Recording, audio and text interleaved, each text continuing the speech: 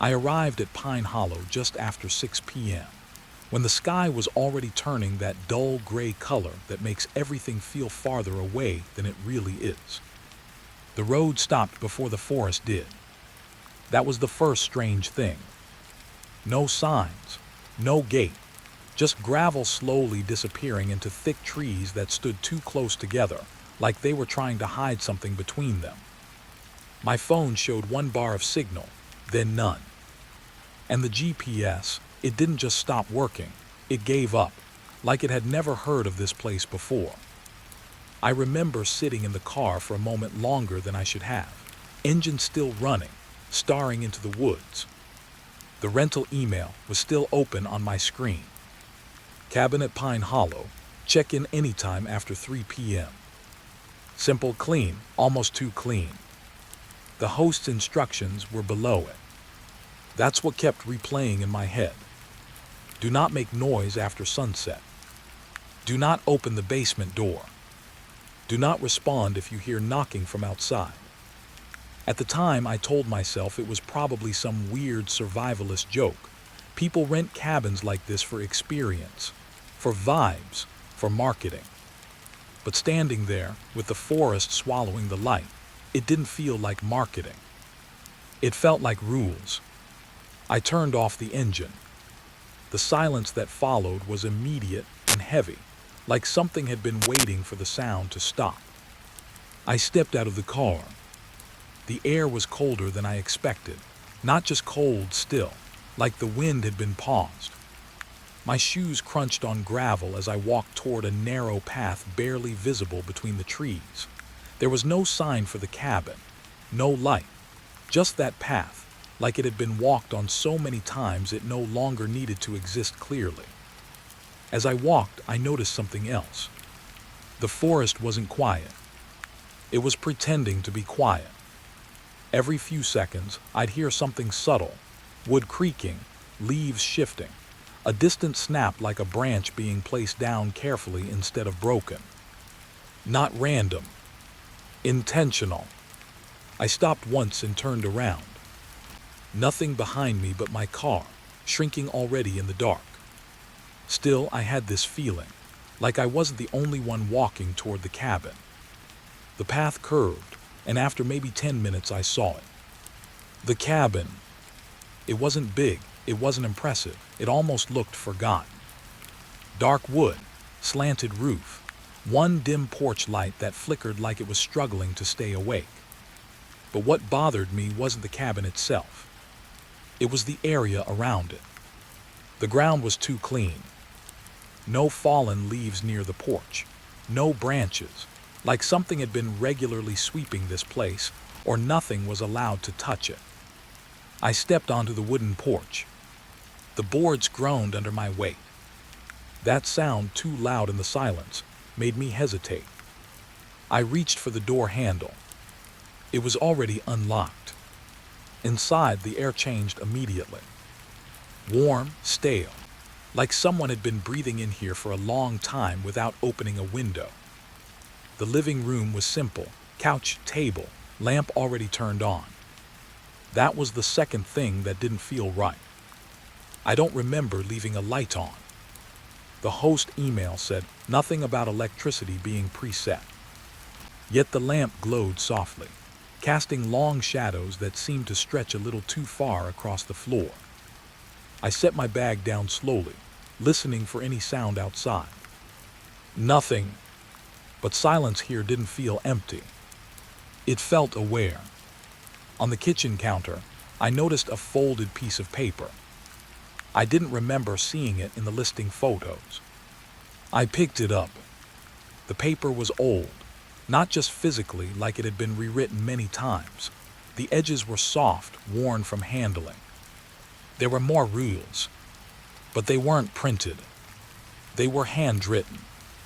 And the handwriting changed slightly in the middle, like different people had written different lines over time. I read slowly. Do not open the basement door. If you hear knocking after sunset, do not answer. Do not look out the upstairs window after 10 p.m. If the lights flicker 3 times, stay still until they stop. My throat felt dry. I looked around the room again. There was no basement door visible from here, but the paper made it sound like I'd eventually find it. Like it wasn't hidden, just waiting. I folded the paper and put it back down, trying to convince myself I was being ridiculous. Old cabin, old jokes, old owners trying to scare guests. But then I noticed something else. On the far wall above the couch, there were faint scratch marks. Not deep, not violent. More like repeated tracing. Something small dragged across wood again and again in the same pattern. I stepped closer. The marks formed something almost like letters, but not English. Or maybe they were English once, worn down too far to recognize. A soft creak came from the hallway behind me. I froze. The sound didn't repeat. Just once, like a door adjusting its weight. I turned slowly. The hallway was short, 2 doors. One probably a bedroom, the other slightly ajar. I didn't remember opening anything. I walked closer, step by step, listening to my own breathing get louder than it should have been. The air near that door was colder.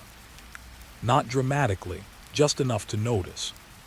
Like the room beyond, it had never fully accepted warmth. I reached out and pushed the door a little more open. Inside was a narrow stairway going down. Basement. Of course. But here what made my stomach tighten. There was no basement door from the outside view of the house, and I had walked past every wall on my way in. There shouldn't have been space for this. I stood there, staring down into the dark. No light switch visible. Just steps disappearing into blackness that didn't reflect any light at all. And then, a sound came from below. Not loud, not fast, just a single knock. Slow, deliberate, like someone down there already knew I was standing above them. I stepped back immediately. My heel hit the wooden floor too hard. The sound echoed through the house like it had been waiting for it.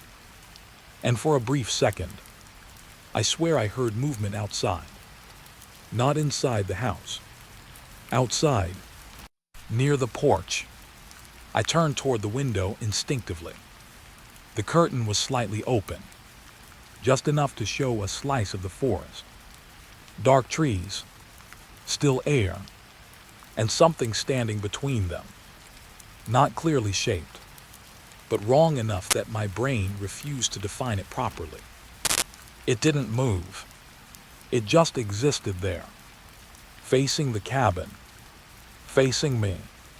My pulse hit my ears so hard, I almost didn't hear the next thing. The knock from the basement came again, this time closer. And at that exact moment, the porch light outside flickered once, then twice, then stopped. And in the sudden darker silence, the house felt like it had finally decided I was here. The first knock didn't scare me. It should have, but it didn't. Because in that moment, I was still trying to convince myself it was just the house settling. Old wood, cold weather, maybe even an animal outside brushing against the porch. That's what I told myself. But then it came again. Knock. Same spot, same rhythm. From outside. From the woods. I stood completely still, listening so hard my ears started ringing. The cabin was silent again, but not peaceful silent. It was the kind of silence that feels like it's holding its breath with you. I slowly walked toward the window. The curtains barely moved when I touched them, like even they didn't want to make noise. Outside was darkness pressed against glass, trees barely visible, just shapes. And then, nothing. No movement. No figure. No explanation. Just forest. I let out a slow breath I didn't realize I was holding. And that's when the knock came again. Closer. My heart jumped this time. Hard. Not fear yet, more like confusion turning into warning. I turned toward the hallway, where I'd seen the basement stairs earlier. Still open. Still dark. No movement from below. But the knock wasn't from there. It was outside. I grabbed the flashlight from my bag. My hands weren't shaking yet. That scared me more than anything, because I knew they should be. I opened the front door slowly. The porch light was still dead from earlier flickering. Everything outside looked flatter now, like color had been drained from the world. Cold air hit my face immediately, and the forest stood there in front of me. Still, too still. I stepped out onto the porch. The wood creaked under my weight, and for a second I thought I heard something respond from the trees. Not an echo. A reply. I pointed the flashlight toward the edge of the forest. The beam cut through darkness in a thin, shaky line. Trees, bushes, fallen branches. Nothing else. I took a few steps off the porch. The gravel path behind me suddenly felt farther than it should have. The forest in front of me felt closer than it should have. Then, knock, this time from my left. I swung the flashlight fast. Nothing, just trees. But the sound didn't feel random anymore. It felt like it was moving around me, like it was trying to circle. I took another step forward without thinking. Then another. The ground under my shoes turned from gravel to soft soil. Wet leaves stuck to my soles. The air got colder with every step. And then I saw something that made me stop completely. A tree, but not normal. There were marks carved into it. Fresh, not deep like an axe, more like fingernails. Repeated scratches, layered over each other in messy spirals. I moved closer and raised the flashlight. The scratches weren't random. They formed lines, like someone had been counting, or waiting. My throat tightened a little. Then, knock, right behind me. I turned instantly. The flashlight beam swept across empty ground. Nothing. No movement. No shadow breaking the trees. But now I felt it. Distance changing. The sound wasn't just around me anymore. It was learning where I was looking. I backed up slowly toward the cabin, keeping the light forward. The forest didn't follow. At least not visibly. But the silence did. It came with me. Every step I took back, the woods got quieter. Not safer, just more focused. When I reached the porch again, I didn't relax. I actually felt worse, because the cabin looked different now. The porch light wasn't just off. It looked darker than before, like it had absorbed the light around it. I stepped inside quickly and shut the door. The moment the latch clicked, knock, inside the cabin, I froze, my hand still on the door handle. That sound didn't come from outside. It came from the hallway, near the basement stairs. Slow, deliberate. One knock, then silence. I turned the flashlight toward the hallway. The beam trembled slightly now. The basement door was still open. Same angle, same darkness, but the air around it felt heavier, like the house was leaning toward it. I swallowed hard and stepped closer. One step, then another. My brain kept trying to make excuses. Wood expanding, pipes, old house sounds. But the timing was wrong. Too intentional. Too responsive. When I reached the edge of the hallway, I stopped. The stairs going down were unchanged. But something new was there. A smell. Damp soil. Like the forest had somehow moved inside the house without permission. And then, knock, this time from below. I didn't move immediately. I just listened. And for the first time, I thought I heard something else between the silence. Breathing. Slow. Not mine. I stepped back instantly. The flashlight beam hit the wall behind me and shook slightly as my grip tightened. That's when I noticed the second thing. The scratch marks on the living room wall.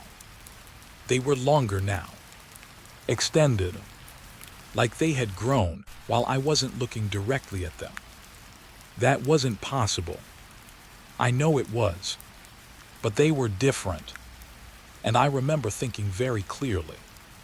I didn't notice these earlier. A soft flicker came from the lamp in the corner. Once, twice, 3 times. The rule flashed in my mind. If the lights flicker 3 times, stay still. I didn't even realize I was already moving. But I stopped. Completely. Even my breathing felt loud. The cabin held perfect silence again. Not normal silence. Controlled silence. Like something had pressed pause on everything. I stood there, counting seconds without meaning to. 1, 2, 3. Nothing happened. 4, 5. Still nothing. And then I made the mistake. I looked toward the basement stairs again. Just a quick glance. But it was enough. Because something was different. The darkness wasn't empty anymore. It had depth. Like something had stepped closer to the top without actually climbing. And I realized something worse. The knocking wasn't asking to come in. It was checking if I was still here. Another flicker. The lamp. Once, twice, 3 times. This time I didn't move at all. Not even my eyes. The silence that followed felt heavier than before. And in that silence, I understood something I didn't want to understand. The cabin wasn't reacting to me. It was reacting to rules. And something inside it already knew them better than I did. From the basement, the last knock came. But it wasn't alone this time. It echoed. From the forest outside. From the walls. From somewhere under the floor I was standing on. All at once. And for the first time since I arrived at Pine Hollow. I stopped thinking about what was knocking. And started wondering what was waiting for me to break the silence first. The basement door wasn't there before. I'm sure of it. I stood in the hallway, flashlight shaking slightly in my hand, staring at a door that should not exist. Because I had walked through this cabin, slowly, carefully, checking every corner when I first arrived. There was no basement entry from inside. No outline, no handle, no crack in the floor that could explain this. And yet, it was there now. A wooden door. Old, dark, slightly lower than the wall, like it had sunk into the house over time. The air around it felt different, not colder exactly, but heavier, like the room was holding its breath again. I took 1 step closer, then stopped, because I realized something strange. The knocking had stopped completely.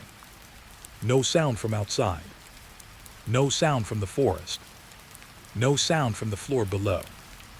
Just silence. But it wasn't relief. It felt like waiting. I raised the flashlight higher and pointed it directly at the door. The wood had scratches on it. Fresh ones. Not like damage. Like pressure. Like something had been testing the surface from the other side. Slowly, carefully, again and again. My throat went dry. I tried to think logically. Old cabin, hidden maintenance entrance, maybe even a storage cellar. But the rules came back into my head instantly. Do not open the basement door. That line wasn't written like a joke. It was written like experience. like someone had already tried and regretted it. I reached out slowly without meaning to, then stopped my own hand halfway. I could hear my breathing now, too loud in the hallway. The house felt like it was listening to it. I stepped back instead, and that's when I noticed something worse. The floorboards near the door were slightly different, newer, not matching the rest of the hallway. Like this section had been replaced recently, or forced open recently. I crouched slowly, keeping the flashlight steady. There were marks on the wood, not scratches this time. Imprints, like something heavy had been dragged down these stairs repeatedly. But there were no stairs visible, just the door, closed, waiting. And then I noticed the handle. It wasn't metal like I expected. It was old iron, dark rusted, but the rust looked uneven, like someone had touched it too often, too recently. I swallowed again and stood up. My mind kept telling me to leave it alone, walk away, go back outside, ignore it. But my body didn't move, because something else was happening now. The silence wasn't empty anymore. It was focused, centered on this door. I stepped closer again. One small movement, then another. The closer I got, the more I felt something subtle change in the air. Like the house was adjusting to me. The flashlight beam flickered for a second. Not dying, just reacting. I stopped right in front of the door. And I swear, I felt something from the other side. Not sound, not movement, attention. Like whatever was down there knew I was standing here now. I slowly reached for the handle. My fingers touched it. Cold, too cold. Not normal metal cold. More like something that had been sitting in deep earth for a long time without sunlight. I hesitated, just a second, and in that second, knock, one single sound, from inside the door. My hand snapped back instantly. My heart hit my ribs hard.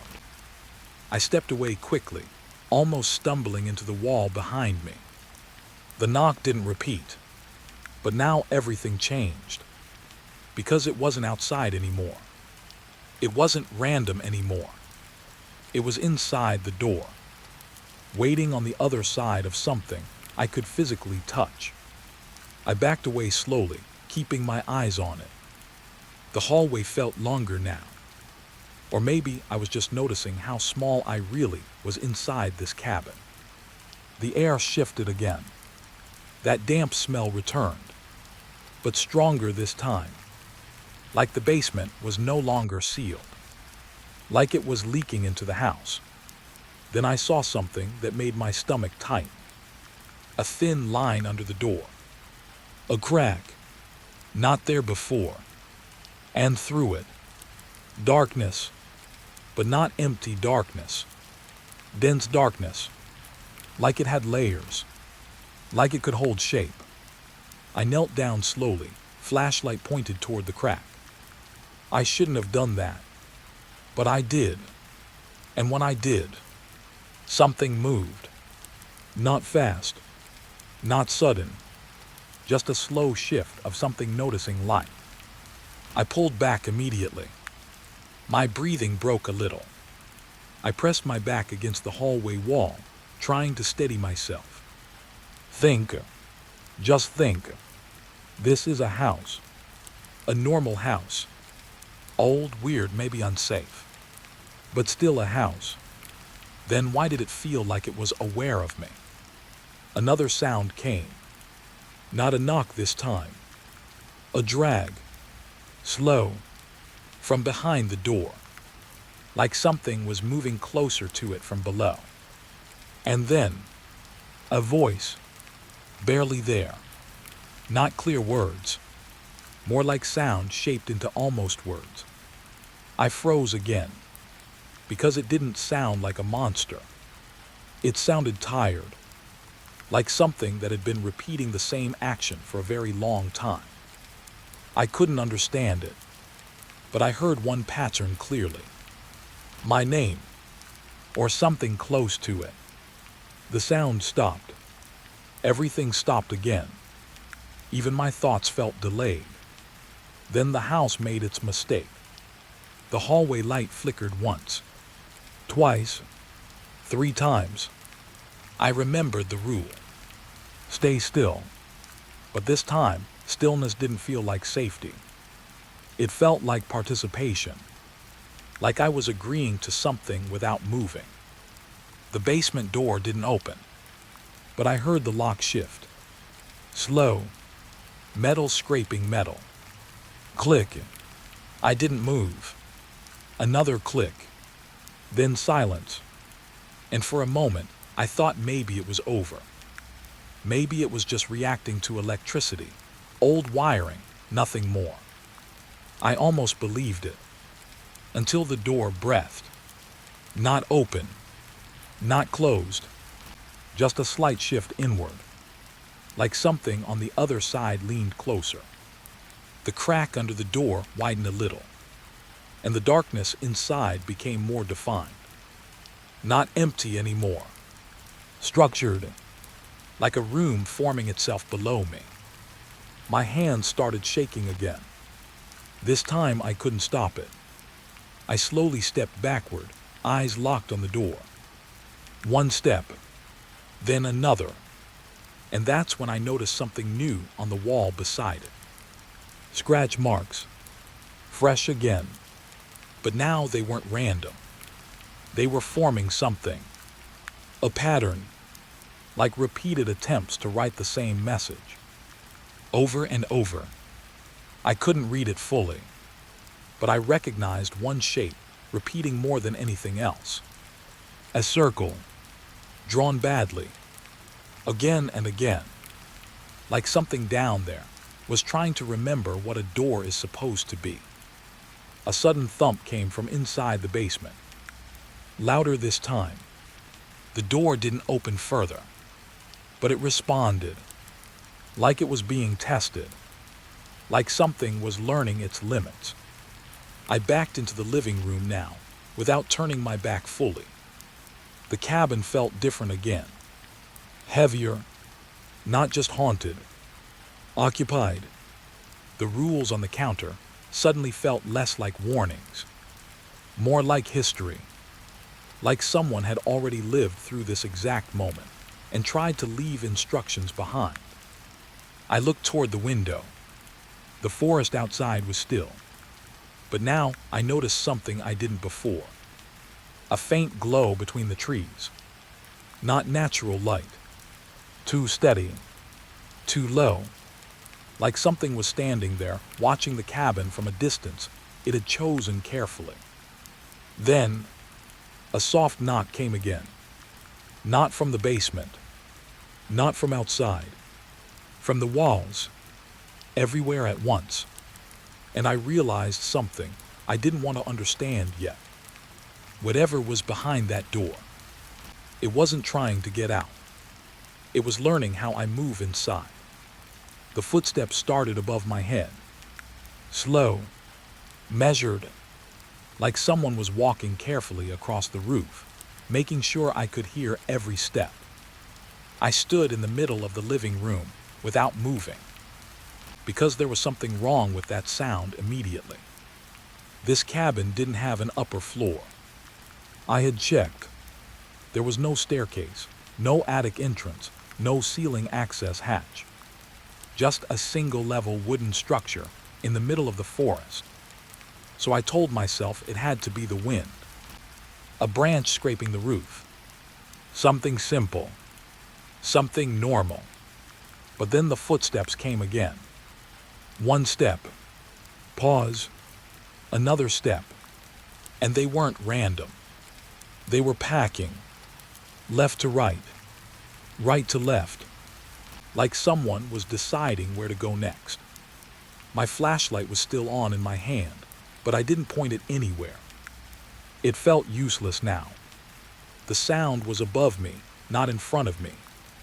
I slowly tilted my head upward. The ceiling was plain wood.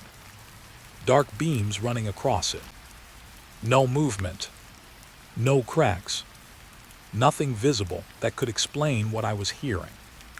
But the footsteps continued. And now they changed. They slowed down even more. Like whoever was up there had noticed I was listening. I took one step back. Then another. Without meaning to, I found myself standing closer to the basement hallway again. As if the house was quietly rearranging me. Then a thought hit me hard. What if it wasn't above the roof? What if it just sounded like it was above the roof? I stopped breathing for a second, because that made it worse, not better. I slowly moved toward the window and pulled the curtain slightly. Outside was still the same forest. Dark, dense, silent. No movement. No wind.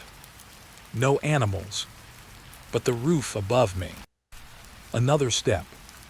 This time directly overhead. I flinched. Not from fear exactly. From certainty. Something was up there. And it was heavy enough to make the old wood complain softly under its weight. I stepped away from the window quickly. The living room suddenly felt smaller. Like the walls had shifted inward while I wasn't looking. And then I noticed something strange. The sound wasn't just above me anymore. It was following me. When I moved left, it moved slightly left. When I stopped, it stopped. Like it was tracking my position inside the house. I swallowed hard. My mouth felt dry again. I turned slowly toward the hallway. The basement door was still there.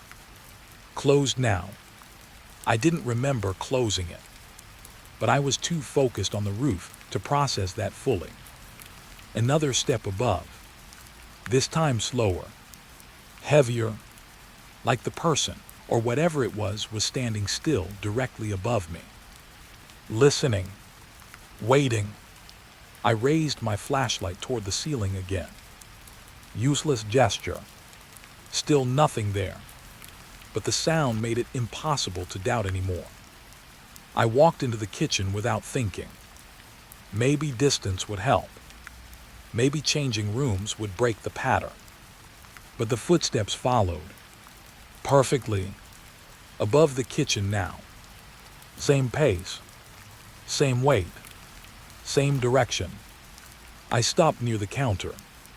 My eyes landed on the handwritten rules again. Still there. Still folded exactly where I left them. But something new was wrong. One line had changed. I'm sure it wasn't there before. Do not stand under it when it is above you. My stomach dropped. My hand moved closer to the paper without me deciding to. I read it again. Slowly. Because my brain refused to accept it at first. The ink looked fresh. Not old. Not faded. Like it had been written recently. Maybe minutes ago. I looked up again instinctively. Another step. Directly overhead. And then, a sound I didn't expect. A pause. The footsteps stopped completely. The silence that followed felt heavier than anything before. Not empty. Focused. Like the house had just taken a breath with me. I didn't move. Neither did it. And for a moment, there was nothing. Just me and whatever was above me. Then the ceiling creaked. Not loud. Just a soft bending sound. Like wood adjusting under pressure. I backed away slowly. One step. Then another. And that's when I noticed something I should have seen earlier. The ceiling beams were not all the same color. One section above the living room was darker. Freshly stained. Or recently replaced. I pointed the flashlight at it. The beam shook slightly in my hand. And I saw it, a faint outline, not a hole, not damage, but a shape pressed into the wood from above, like something was leaning down against it. Testing it, my breathing got louder. The footsteps returned, but now they weren't walking. They were circling, slowly, above the entire cabin, like it was mapping the space. I moved toward the hallway without thinking, but the moment I stepped near the basement door, the footsteps stopped again, instantly, like they had reacted to my position. I froze, then understood something I didn't want to understand. It wasn't just above me. It was responding to where I stood inside the house. Like the cabin was a map, and I was a moving point inside it. The basement door creaked slightly, not opening, just shifting, like something beneath it adjusted its position. I took a step back fast, and the moment I did, the footsteps above resumed, closer now, faster, not running, but changing rhythm, like it was adapting, learning. I backed into the living room again, trying to keep distance from both the roof and the basement hallway at the same time. That's when the light flickered. Once, twice, 3 times. I froze immediately. But this time, I wasn't sure what staying still would even protect me from. The footsteps stopped again, right above the center of the living room. Perfect alignment, like it had found me exactly. And then, a sound I didn't expect at all. A soft scrape from the ceiling, slow, like something was dragging its fingers across the wood from above. Testing the surface, exploring it, I stepped back instinctively. The floorboard behind me creaked, and instantly, the scraping above stopped. Complete silence again. I understood now. It wasn't just reacting to movement. It was reacting to noise, to position, to presence. I didn't fully understand how, but I knew one thing clearly. It was building a picture of me through sound. The rules came back in my head again, but now they didn't feel like warnings. They felt like instructions for survival. Then the ceiling made another sound. A small crack. Not breaking, but opening, very slightly. I saw dust fall from above into the flashlight beam. Slow, floating down like ash. And then, something changed in the air. A pressure shift, like the space above me had gotten closer without physically moving. The footsteps didn't return, because now there was no need for walking. Whatever was above me had stopped searching and started deciding. I backed toward the hallway again, carefully now, trying not to make a sound. But my heel hit the floor wrong. Just a small noise. Barely anything. Still, the response was immediate. A single heavy impact above me. Not a step. A drop. Right over the living room. The ceiling beam cracked louder this time. Not fully breaking, but weakening. I looked up just in time to see something impossible. A shadow pressed against the wood from above. Not falling, just there, perfectly still, and aligned directly over where I had been standing seconds ago. My body moved before my thoughts did. I stepped back fast into the hallway, and the moment I did, the sound above shifted again. Following, always following. I stood in the hallway now, breathing hard, trying to control it, because I realized something terrifying. There was nowhere in the cabin that was safe anymore. Only places it had already noticed. The basement door behind me creaked one final time. Soft, patient, And above me, the footsteps began again. But this time they weren't walking. They were descending. Slow, deliberate, like something had decided it no longer needed the roof to stay above me. And just as I looked between the ceiling and the basement door, I understood the worst part of all.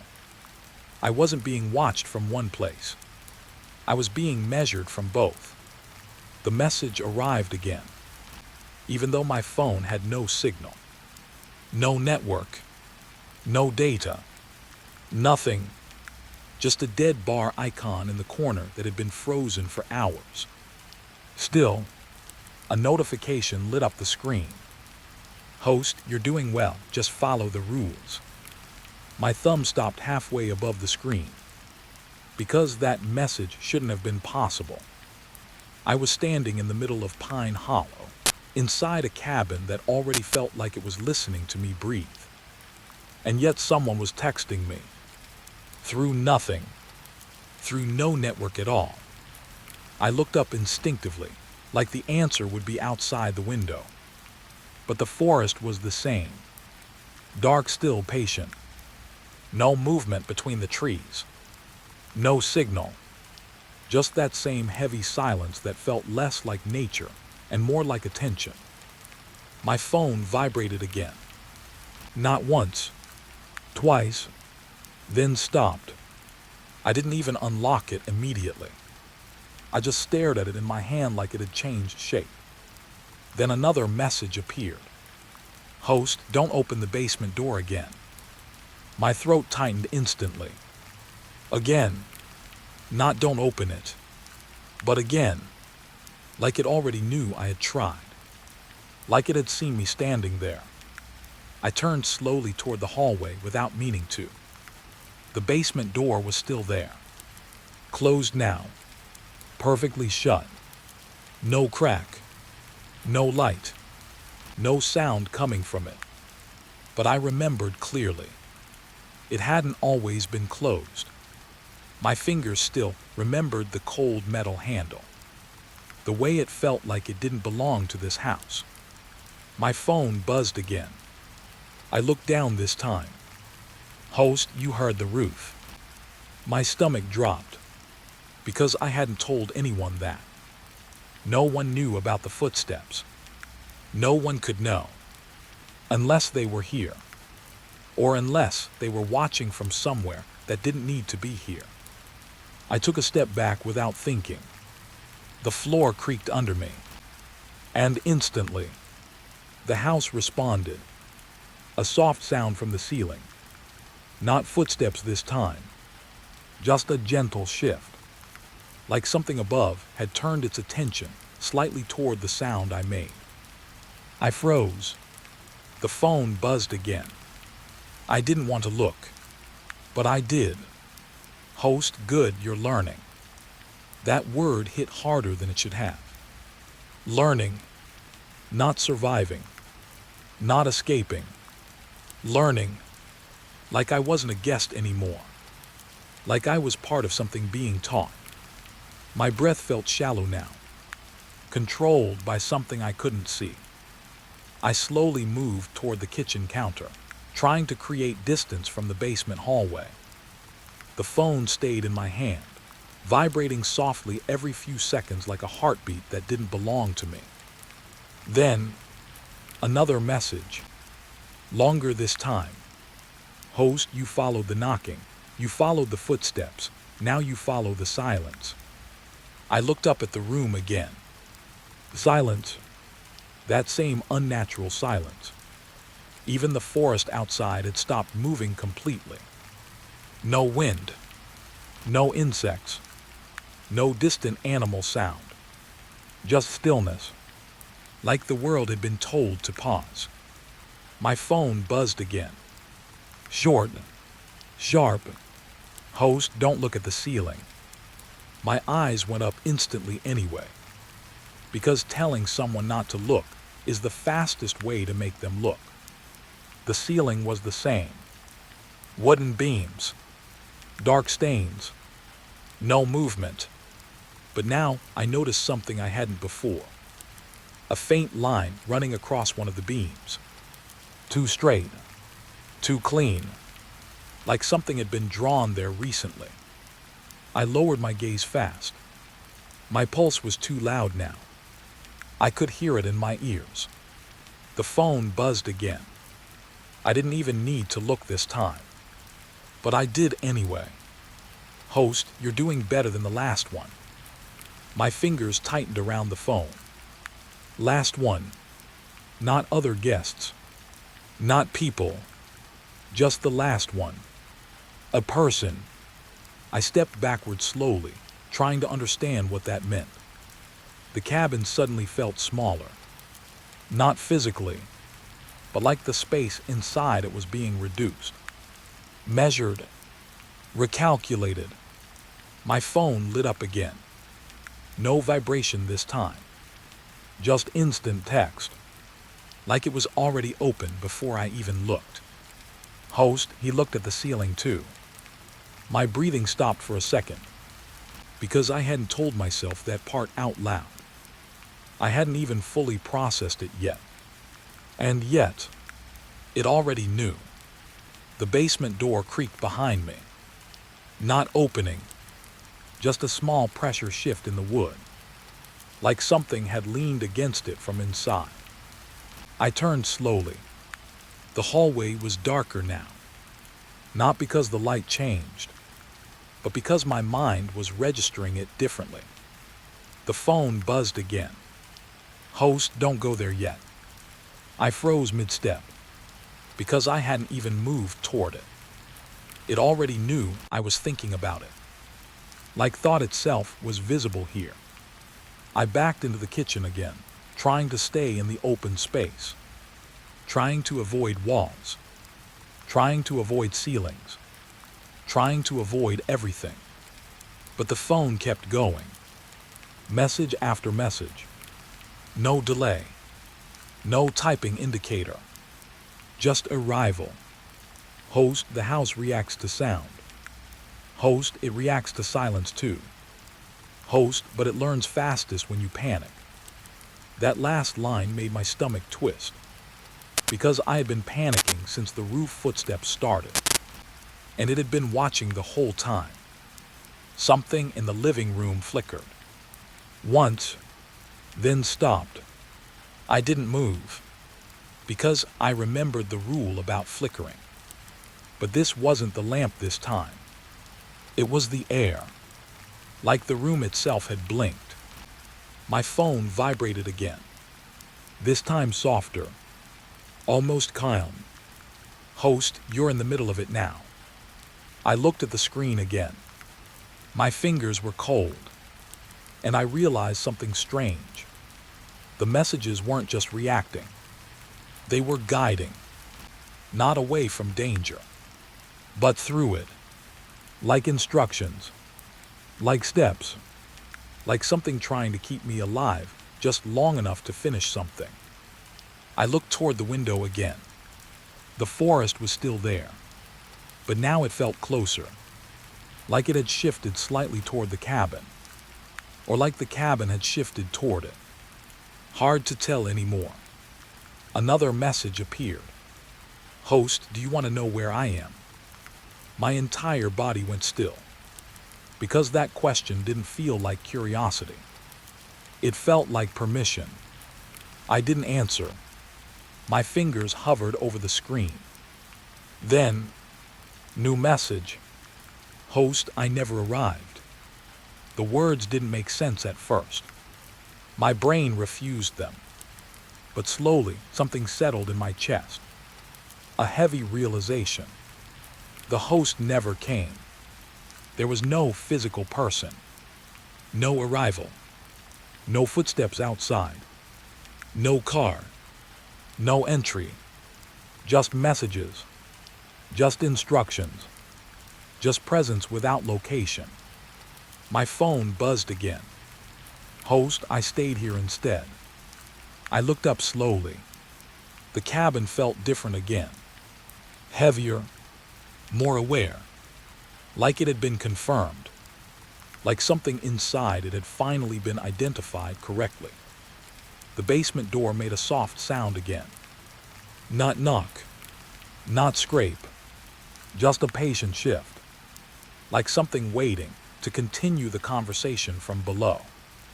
My phone gave one last vibration, and this time, the message didn't feel like it came from outside. It felt like it came from inside the house itself. Host, now you understand. I lowered the phone slightly, and for the first time since I arrived at Pine Hollow, I wasn't sure if I was being watched, or if I had already been added. The storm didn't start after I reached the mountain. It was already waiting there.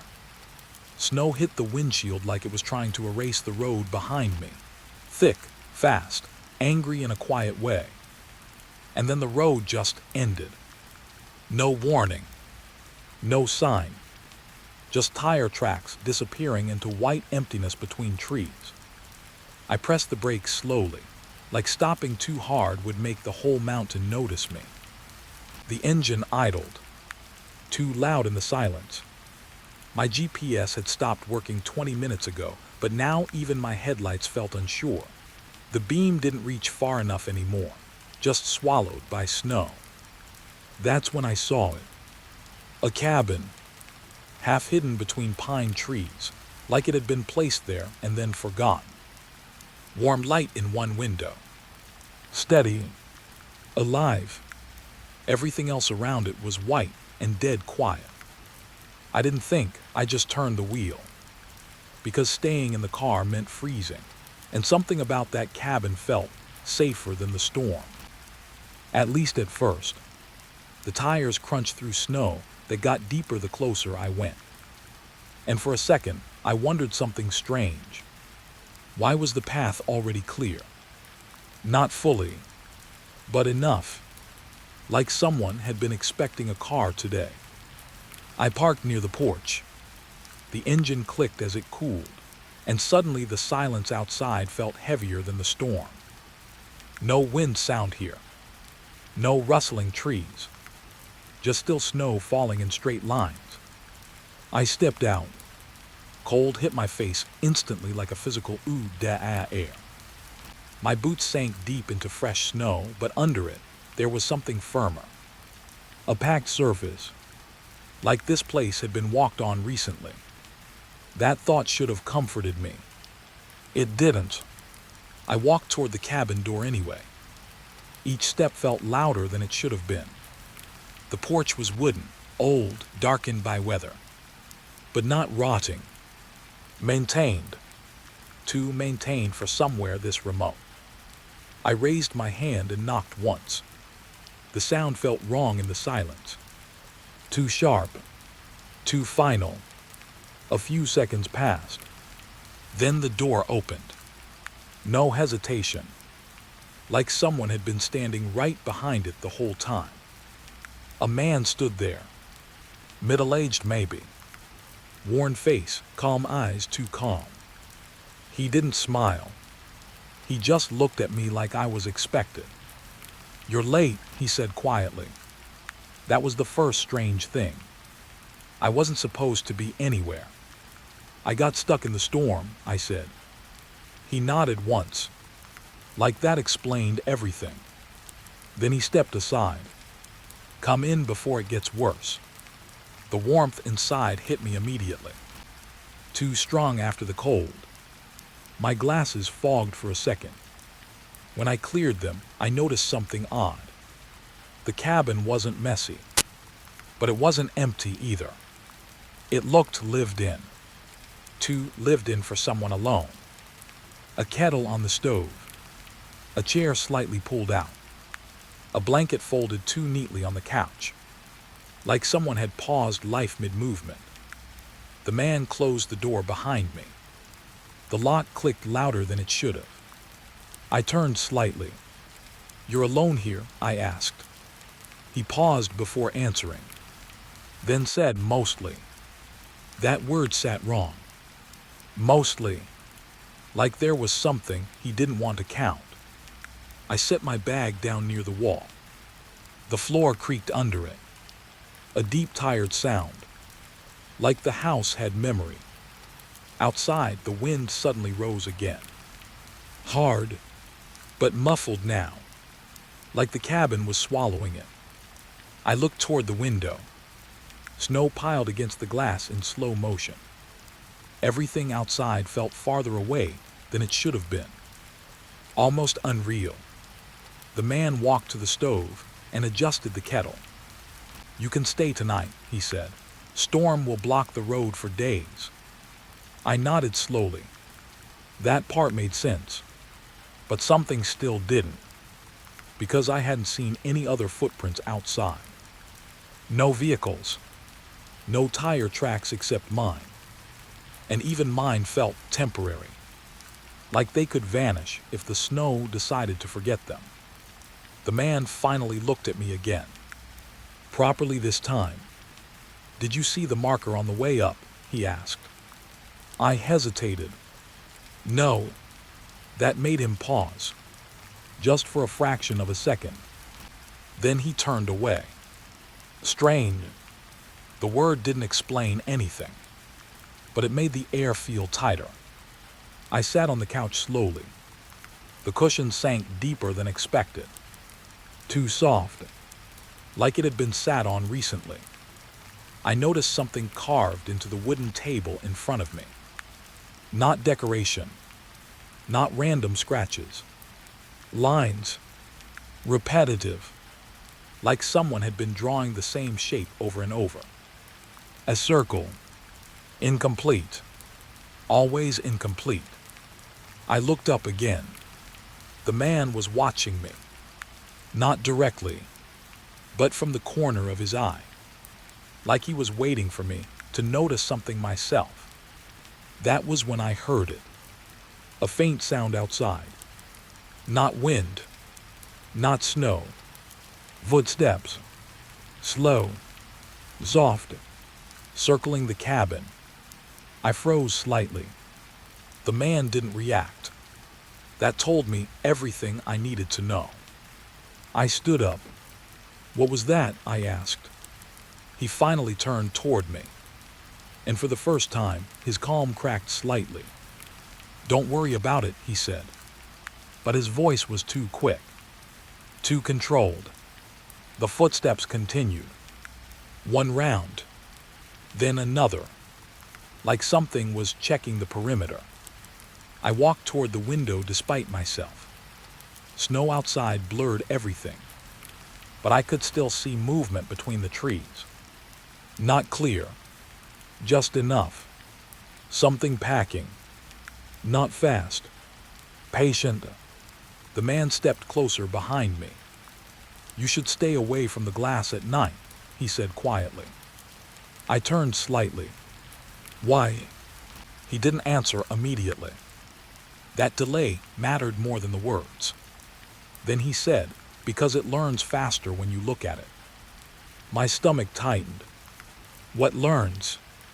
He didn't respond. Instead, he turned off the lamp on the wall.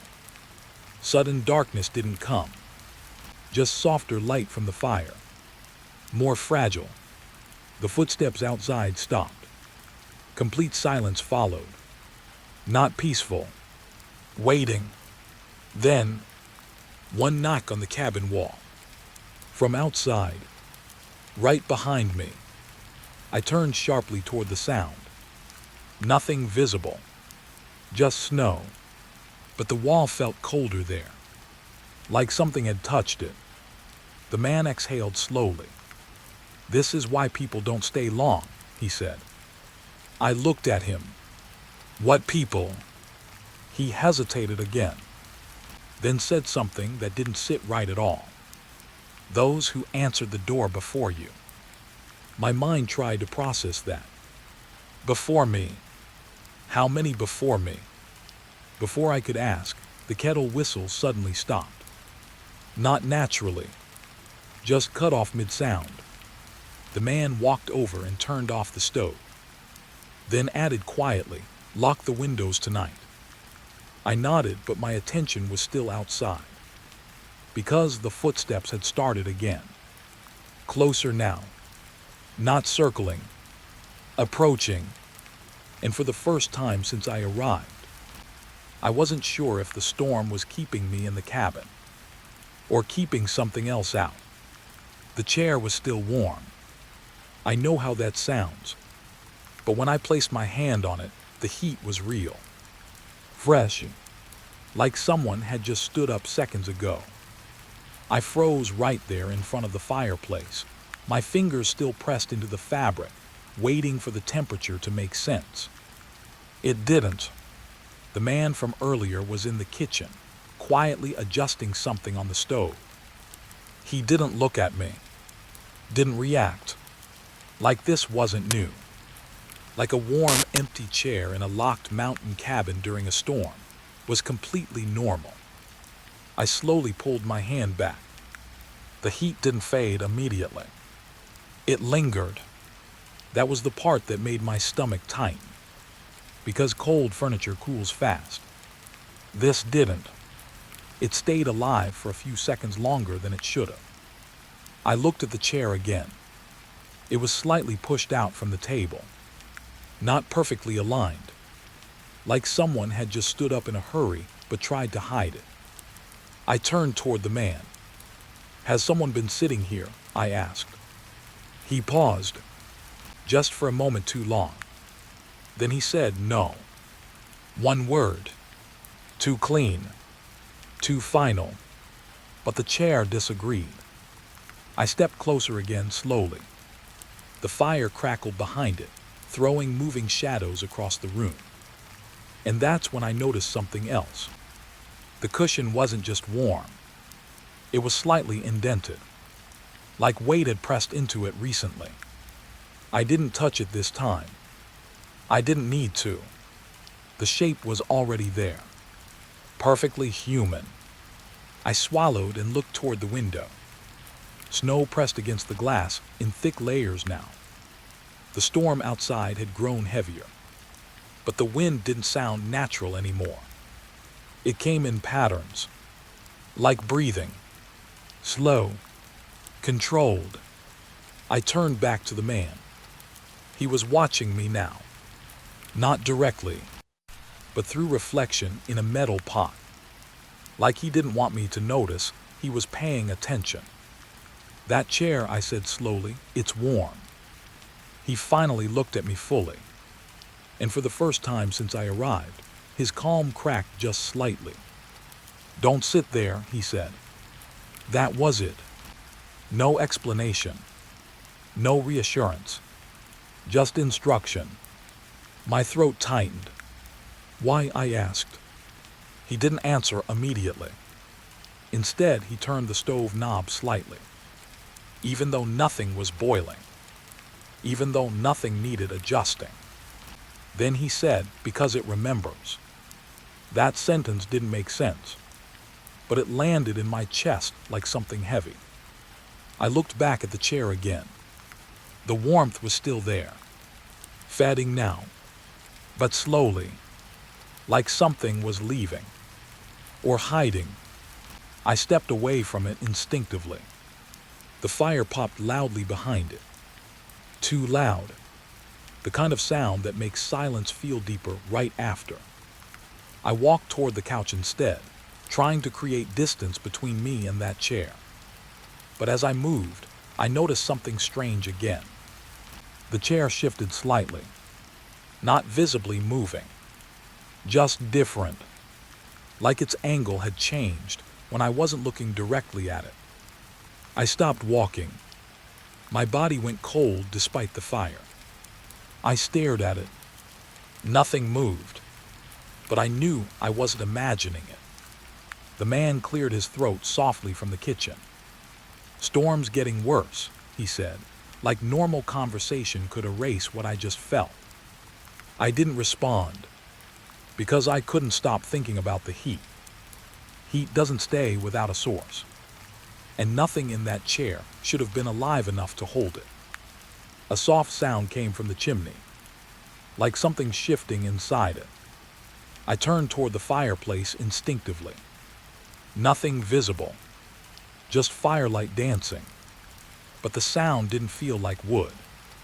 It felt like weight moving slowly through confined space. The man finally walked into the living room again. He stopped near the table but didn't sit. He never sat. I noticed that now. I looked at him carefully. "Do you ever sit there?" I asked, nodding slightly toward the empty chair. He shook his head once. "No." Another pause. Then he added, "Not anymore." That last part stayed in the air too long. I didn't know what it meant, but I felt like I should have. The fire crackled again, this time softer, almost like it was listening. Outside, something bumped the cabin wall. Not loud, just enough to register. Then silence again. The man didn't react, which somehow made it worse, because if he wasn't reacting, then it wasn't new. I stood slowly. My legs felt heavier than they should have. "I'm going to check the window," I said. He didn't stop me. That was the second strange thing, because every instinct I had told me he should have stopped me. But he didn't even look up. I walked toward the window carefully. Each step felt like it made more noise than it should. The snow outside was thicker now, almost like a curtain had dropped in front of the forest. I pressed my fingers lightly against the glass. Cold, solid, normal. At first. Then I noticed something in the reflection. Behind me, the chair, still empty, still slightly out of place. But now, the cushion was warmer again. I pulled my hand away from the glass immediately. My breath hitched. I turned slowly. The chair hadn't moved, but the warmth was stronger now. Fresh again, like something had just returned to it. I backed away. Slow, careful. The man spoke behind me without turning. "Don't watch it too long," he said. I turned slightly toward him. "Why?" I asked again. He finally looked at me properly, and his eyes weren't calm anymore. They were tired, like someone repeating a warning for the 100th time. "Because it notices when you notice," he said quietly. My stomach dropped slightly. That didn't sound like superstition. That sounded like experience. The fire flickered. Once, twice, then settled. The chair creaked. Not loudly, just enough to confirm it wasn't imagination anymore. I took a step back, then another. The man didn't move, but I noticed something I hadn't before. There were scratches on the wooden floor near the chair. Circular, repetitive, like someone had been turning in place over and over. Always in the same spot. Always returning to the same position. The same seat. I felt a strange pressure in my chest, like the room was narrowing. The chair wasn't just furniture anymore. It felt like a point, a fixed place something always returned to. And then, the fire dimmed slightly, not going out, just lowering, like something had stepped between it and the wood. I froze, because for a brief second, the chair looked occupied. Not clearly, not fully, but enough. A shape, sitting, facing the fire, perfectly still. My breath stopped completely. I blinked once. The shape was gone. Only the empty chair remained. But the warmth stayed. My mind tried to rationalize it. Shadow, firelight, angle. But my body didn't believe any of it. The man spoke again, softer this time. "It doesn't stay long anymore," he said. I looked at him sharply. "What does?" I asked. He didn't answer. Instead, he turned away and walked toward the kitchen again, leaving the question hanging, leaving the chair between us like a silent third presence. The fire cracked again, And for the first time since I arrived at this cabin, I realized the worst part wasn't that something might be sitting there. It was that the chair never felt truly empty in the first place. And I wasn't sure how many times it had already been filled before I noticed. The guest book was already open when I noticed it. I swear I didn't touch it. It was just there, sitting on the wooden table near the fireplace, slightly tilted, like someone had been reading it moments before I walked in. The fire crackled behind me, slow and steady, but the room felt colder than it should have been. The man from earlier wasn't in the room anymore. That was the first strange thing. He had been here just a few minutes ago. I remember his voice, low and tired, telling me not to sit in the chair. Now he was gone. No footsteps. No door sound. Just absence. And the guest book. I stepped closer slowly. The pages were old. Thick paper, yellowed at the edges, like it had been handled too many times. Too many years. The cover was dark leather, scratched in circles that looked almost like fingernail marks. I don't know why I noticed that detail first, but I did.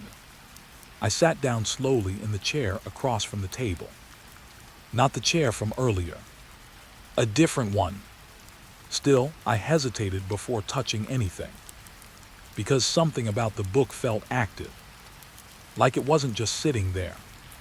Like it was waiting. I opened the first page. The ink was faded, but readable. The first entry was dated decades ago. Arrived safely. Cabin is warm. Strange feeling in the walls, but maybe just nerves. No name. Just a date. I flipped the page. Another entry. Different handwriting. Same tone. Storm got worse. Host says stay inside. I think I heard footsteps above me last night. My fingers slowed slightly. Footsteps above. That phrase hit too close to my own memory. I kept reading. Page after page. Same structure. Different years. Different handwriting styles. But always the same pattern. Arrival. Storm. Cabin warmth. Strange sounds. And then, silence. I turned another page. My stomach tightened, because the entries were no longer separated by years. They were getting closer. Recent. Very recent. One entry caught my attention immediately. The handwriting was shaky, like it had been written in a hurry. Do not trust the chair by the fire. It remembers who sits there. My eyes flicked involuntarily toward the living room. That chair, the same one that had been warm before. Still there. Still slightly pulled out. Still wrong in a way I couldn't explain. I looked back at the book quickly. Another entry below it. Same handwriting. Same person. Or something trying to imitate them. I think the host is not a person anymore. My throat tightened slightly. I flipped faster now. Something in me wanted answers. Something else in me wanted to stop reading. But I couldn't stop. The next pages changed tone. The writing became cleaner. More controlled. Almost like a different hand had taken over. Guests must follow the rules. That was it. No date. No name. Just that sentence. I stared at it longer than I should have. Then turned the page. My breath caught slightly, because the name appeared for the first time. Not one name. Repeated names. Same entries. Different years. Different handwriting. But the same name kept showing up. Daniel Mercer. Then again. Daniel Mercer. Again. Different spacing. Different ink shades. But always the same name. I blinked slowly. That wasn't normal. People don't appear in guest logs like echoes. I flipped forward. More pages. More entries. And now the repetition changed. It wasn't just one name anymore. There were three. Daniel Mercer. Daniel Mercer. Daniel Mercer. And then, another name added beneath it. Evan Rook. My eyes paused. That name felt different. Heavier. Like it belonged to someone who had been here longer than the others. I leaned closer to the page. The ink looked slightly raised, like it had been written recently. Very recently. I turned another page quickly. The entries were now overlapping. Names written over names, as if the book couldn't decide which version was real. And then I saw something that made my hand freeze halfway through the page turn. My name. Not fully at first. Just a partial entry. Like it had been started but not finished. My breathing slowed. I stared at it. The ink was still wet. That was impossible. I hadn't written anything. I hadn't even touched a pen. But there it was. My name. Half-formed. Incomplete. Like something was still deciding how to finish it. Behind me, the fire crackled louder. I didn't turn around. Because I felt it. That feeling again. Not sound. Not movement. Presence. Like the room had gained another weight without changing shape. I swallowed hard and forced myself to look back at the book. The page had changed slightly. More names were appearing now. Slowly, like ink bleeding through invisible pressure. Daniel Mercer. Evan Rook. My name. And then below it, a new line forming. Still empty. Waiting. I closed the book quickly. Too quickly. The sound echoed in the room like it shouldn't have been that loud. Silence followed instantly. Too perfect. Too aware. I sat back in the chair, heart beating hard in my chest. And that's when I noticed something worse. The guest book wasn't closed before I opened it. But now, it was slightly open again. By itself. I stared at it. No movement. No wind. No reason. Just that small gap between the pages. Like something inside had exhaled. I stood up slowly. The chair creaked under me. And for a second, just a second, I thought I heard another pen writing. Somewhere in the room. Not visible. Not clear. But real enough to make my skin tight. I stepped away from the table. One step. Then another. My eyes never left the book. Then I saw it. The page I had just closed was open again. Not flipped. Not turned. Just open. And the names were different now. They had shifted slightly. Like they had been edited while I wasn't looking. My name was no longer incomplete. It was more formed. More final. And beneath it, a new entry had started. Fresh ink. Still forming letters. As if something was writing it right now. I backed away from the table slowly. My heel hit the floor wrong. A soft creak followed. Instantly, the writing stopped. The room went silent again. But this silence wasn't empty. It felt attentive.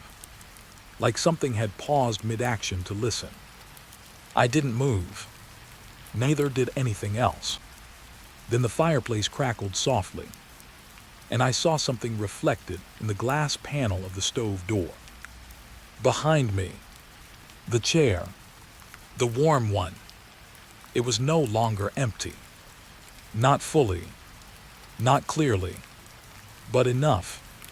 A shape was there again, sitting, Still, facing the table, facing the book, I turned slowly. Nothing, only the chair. Empty, but the warmth was back. Fresh, like someone had just sat down again. The guest book page turned by itself. One page forward, then stopped. I didn't look immediately. I already knew what I would see. But I looked anyway, because curiosity always wins in places like this. And when I did, the next line was already written. My full name, completed, and beneath it, a new blank line, waiting for the next one. It started as a mistake, a sound I almost ignored, like the house was just settling again. But then it came back, slower this time, more deliberate. A voice from inside the chimney. I froze mid-step in the living room. The fire was still burning, but weaker now. Lower flames, more shadows. And in that flickering light, I heard it again. Not outside. Not in the room. Inside the wall. Inside the chimney shaft. A voice. Broken. Thin. Like it had to travel through something heavy just to reach me. I didn't move at first, because my brain refused to label it correctly. Wind can whistle. Wood can creak. But this had rhythm, like someone was trying to speak. Slowly, carefully, the man from earlier wasn't in the room again. That realization hit second. He kept disappearing at the worst moments, like he only existed when the house allowed him to. The voice came again, closer this time, or maybe clearer. I can't hear you. My chest tightened instantly. I stepped back from the fireplace without thinking. The heat felt wrong now. Not comforting, not safe, just warm enough to make the silence feel colder. I looked up at the chimney opening above the fire. Black, deep, no visible movement. But the voice was still there, patient, waiting, like it knew I was listening now. I swallowed hard. Who was there? I said quietly. The moment I spoke, I regretted it, because the house reacted. Not loudly, just subtly. A small shift in the air, like something had leaned closer. The voice came again. Delayed. Don't answer from there. My skin went cold. That didn't feel like a threat. It felt like a warning. But warnings don't come from inside walls. I stepped toward the side of the fireplace slowly. My eyes never left the chimney opening. The fire flickered once, then steadied. And in that steadiness, the voice became clearer. I tried the door. My breath caught slightly. Door. The basement door. My mind immediately went there. The rules. The scratches. The names in the guest book. The chair that remembered. The voice continued. I stayed after. It stopped. Long pause. Too long. Then, I am still here. My stomach tightened, because still here didn't sound like presence. It sounded like confinement, like something had been left behind, or refused to leave. I backed away slowly, trying not to make sound. The floor creaked anyway. Instantly, silence in the chimney. Complete silence, like it was listening for movement instead of words now. I froze. The fire crackled once, too loud. Then, the voice returned, but changed. Closer, not louder. Closer. You are new. That word hit differently. New. Not guest. Not visitor. New, like I wasn't the first, but I was the next. I turned my head slightly toward the hallway. The basement door was visible from here. Closed, still, but now it didn't feel like part of the house. It felt like a boundary, a sealed thing, containing something that still spoke through other parts of the structure. The voice came again, slower now. I can feel your steps. My stomach dropped, because I wasn't moving anymore. I hadn't moved, but something was still tracking me. I looked back at the chimney. Nothing visible, but the darkness inside it felt denser now, like it had depth beyond the house, like it wasn't just a shaft. It was a passage. I stepped closer again, against my better judgment. The firelight flickered across the bricks. Old, blackened, worn, and then I noticed something I shouldn't have. Scratch marks inside the chimney. Not random soot patterns. Not damage. Intentional marks. Like someone had dragged something upward. Or tried to climb. Repeatedly. My throat tightened. The voice returned. Suddenly closer. I fell first. I stepped back immediately. My heel hit the floor hard. The sound echoed. Too loud. Too sharp. The chimney went silent again instantly. Like it had flinched. The reaction terrified me more than the voice itself. Because it wasn't just speaking. It was responding. I backed away from the fireplace slowly. One step, then another, trying to widen distance, trying to break the connection. But the house felt tighter now, like the room had adjusted itself around my movement. Then, a soft sound from the chimney again, but not words. Breathing, slow, controlled, not mine, not human in the way I understood. My heart started beating faster. I turned toward the kitchen instinctively. Empty. No man. No presence. Just dim light and shadows. The voice came again.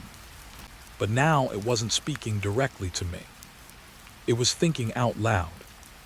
I waited for the host. My breath stopped slightly. Host. That word again. The system. The structure. The thing that sent messages. That knew my name. That knew the chair. That knew the guest book. I whispered without meaning to. Who is the host? Silence. Instant regret. Then, the chimney answered. You spoke to him. My stomach turned cold. My mind immediately flashed to the messages on my phone. The rules. The warnings.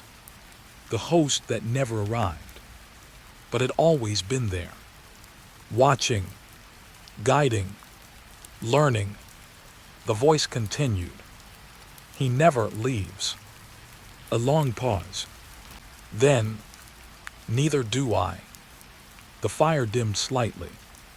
Not going out. Just lowering. Like it was being reduced from above. My eyes stayed locked on the chimney opening. And then I saw it. Something impossible. A faint shadow shifting inside the darkness. Not falling. Not climbing. Just repositioning. Like something inside the chimney had turned its head. Slowly. Toward me. I stepped back again. My breathing faster now. Shorter. The shadow stayed. Then the voice returned. But different now. Not broken. Not distant. Clearer. Almost close enough to be in the room. You opened the book. My blood went cold instantly. Guest book. Names. I didn't answer. Couldn't. The voice continued. You saw the names. I took another step back. The chair by the fire creaked slightly behind me. I didn't turn. I didn't want to know why. The voice softened, almost calm now. And now you are written. My throat tightened painfully. The fire flickered once, and in that flicker, I saw it. Not clearly, not fully, but enough. A reflection in the fireplace glass. Behind me, the chimney shadow wasn't inside anymore. It was closer to the edge, like it had moved forward without sound, without steps. I turned slightly. Nothing behind me. Just the room. Just the fire. Just silence again. But the voice didn't stop. It whispered now. Not from the chimney. Not from the walls. Everywhere at once. You can still go down. My eyes snapped toward the basement door instantly. It creaked once. Barely. Like it heard its name. I didn't move. The voice softened further. That's where we all started. Long pause. The house felt completely still now. Even the fire barely moved. Then, a final sentence. Slow, heavy, close. You're standing in the middle of the story. And for the first time since I arrived in this cabin, I didn't feel like I was being watched from inside the walls. I felt like the walls were remembering me. It hit me when I was closest to the fire. That was the strange part. Not when I entered. Not when I noticed the silence. But when I stood right in front of the flames. I felt cold. Not normal cold. Not storm outside cold. Something deeper. Like the heat was bending around me instead of touching me. I slowly looked down at my hands. They were pale. Too pale. I rubbed them together, expecting warmth to return. It didn't. The fire crackled softly, right in front of me, but it felt like it belonged to another room. Another place. The cabin suddenly didn't feel like one space anymore. It felt divided. Warm zones. Cold zones. And I was standing in the wrong one. Behind me, the chair creaked again. That same chair. The one that never stayed empty. I didn't turn this time. I already knew what I would see. Or maybe I was afraid I wouldn't see anything at all. Because that was starting to feel worse. Seeing nothing where something should be. I swallowed slowly. My throat felt dry, even though the air was. That was another thing I noticed. The air itself felt uneven. Warm near the fire. Cold everywhere else. But not just cold. Unalive. Like the cabin was forgetting how to hold warmth properly. I took one step sideways, closer to the flames. My skin should have reacted instantly. But it didn't. No relief. No heat wave. Just nothing. Like the fire was a picture instead of a source. That's when I noticed the ash. It wasn't falling normally. It was drifting upward. Slowly. Wrong direction. I froze. The ash rose like it was being pulled by something above the fire. Not wind. Not draft. Something intentional. Something patient. My heart tightened. I stepped back immediately. The ash stopped moving the moment I moved. Like it was tracking me. The cabin creaked softly around me. Not from the storm outside. From inside the walls. From the structure itself. And then I heard it. A sound I didn't want to notice. Breathing. Again. But not from the chimney this time. Not from above. From behind me. I turned slowly. The chair was still there. Empty. Slightly angled toward the fire. But the cushion was darker now. like it had absorbed something, like warmth had been taken out instead of put in. I took a cautious step closer. The air around the chair was different. Not colder, stripped, like something had been removed from it. Heat doesn't just disappear like that, unless it never belonged there. I reached out slowly. My fingers hovered above the cushion. Before I even touched it, I felt it. Cold. Deep cold. Not surface cold. Inside cold. Like ice had memory. I pulled my hand back instantly. My breath came out sharper than expected. Behind me, something shifted. A soft movement. Like fabric adjusting. Slow. Careful. I turned my head slightly. The kitchen doorway was empty. But I felt it there. A presence that didn't need to be visible anymore. It had learned I could sense it without seeing it. That made it worse. I looked back at the chair. And then I noticed something I hadn't before. Footprints. Barely visible. Not on the floor near the fire, but leading toward the chair. And stopping. Exactly at its edge. No continuation. No return path. Just arrival. And absence. My stomach tightened. Because footprints mean weight. Weight means body. But this wasn't a normal body pattern. There was no second direction. No leaving. Only coming. And staying. I crouched slowly, eyes fixed on the marks. The wood beneath them looked slightly darker. Not burnt. Not damaged.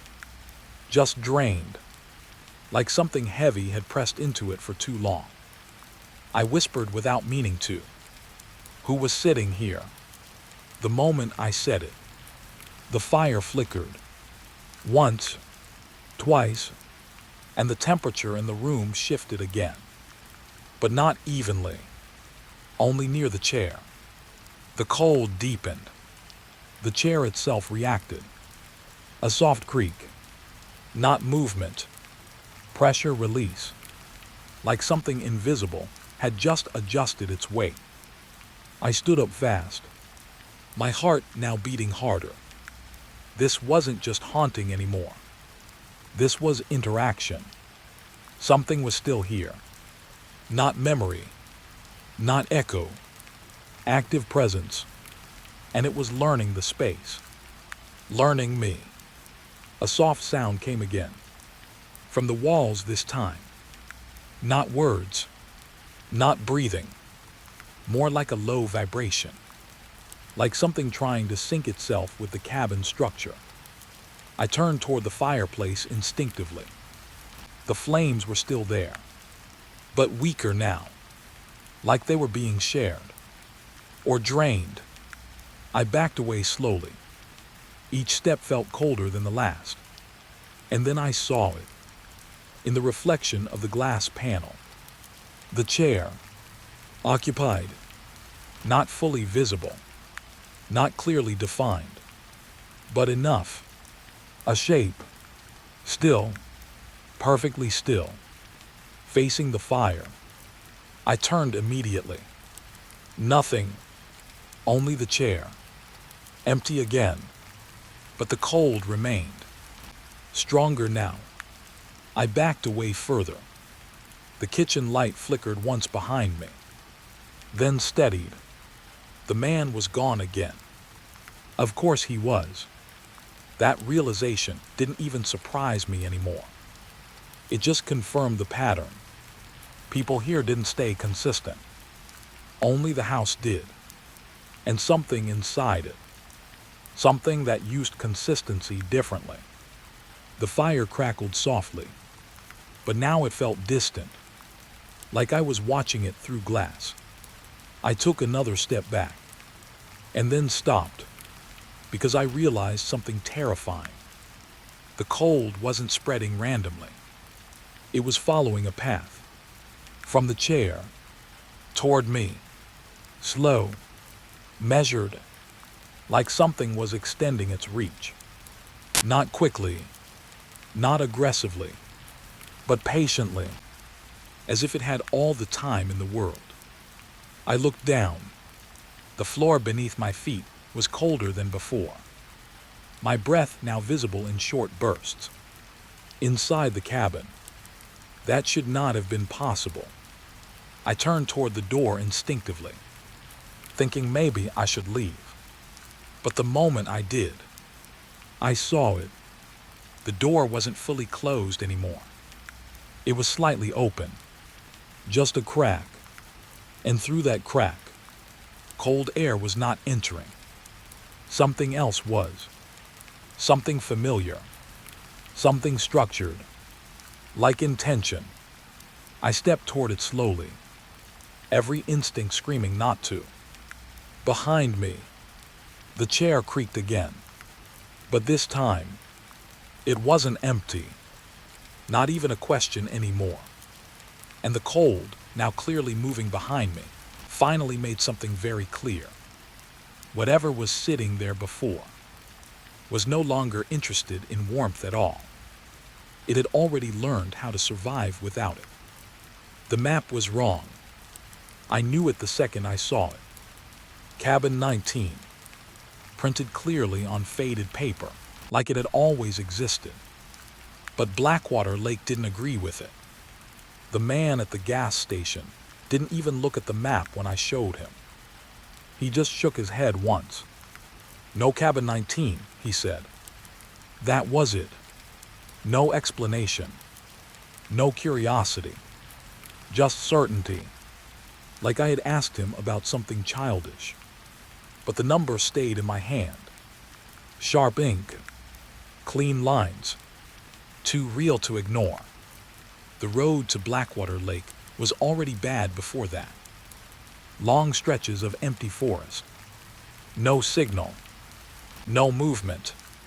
Just trees leaning closer with every mile. Like they were watching the car decide whether to continue. And I did. Of course I did. Because that's what people do when something doesn't make sense. They go closer. I kept driving until the gravel road appeared. Then the smaller path. Then nothing but tire marks fading into snow and dirt. That's when I saw the first sign. Wooden post. Half broken. Numbers carved into it. 1, 2, 3. Normal. Until I reached the end. Number 18. Nothing after that. No 19. No continuation. Just forest. Thick and silent. I stopped the car.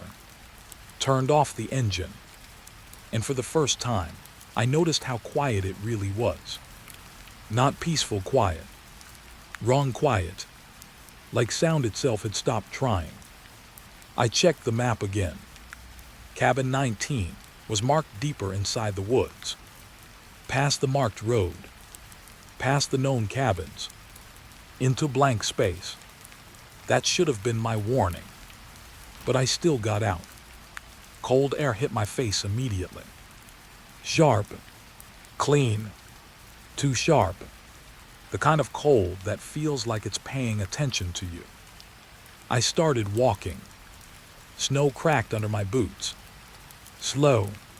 Controlled. Every step felt like it was being recorded somewhere I couldn't see. Cabin 1 passed. Then 2. Then 3. They looked normal. Small wooden structures. Smoke rising from chimneys. Signs of life. But something felt off with each one. No lights inside. No movement. Just presence without activity. Like the cabins were occupied but paused. I kept going, counting without meaning to. 10 cabins passed. Then 12. Then 15. And then I stopped. Because there should have been 18. But I saw 19. Not clearly at first. Just a shape between trees. A darker outline against snow. a structure that didn't match the pattern. My chest tightened slightly. I checked the posts again. The last marked one was 18.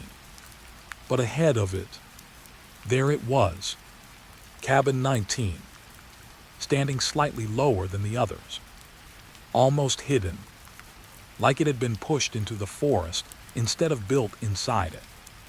I walked closer. The air changed immediately. Not colder, heavier, like pressure, like the space itself didn't want me approaching. The cabin looked old, but not abandoned. That was the strange part. Abandoned places decay. This didn't. It looked maintained in a way that didn't feel human. The wood was dark, too uniform. No moss, no damage, just age without erosion. I stepped closer. My boots slowed without permission.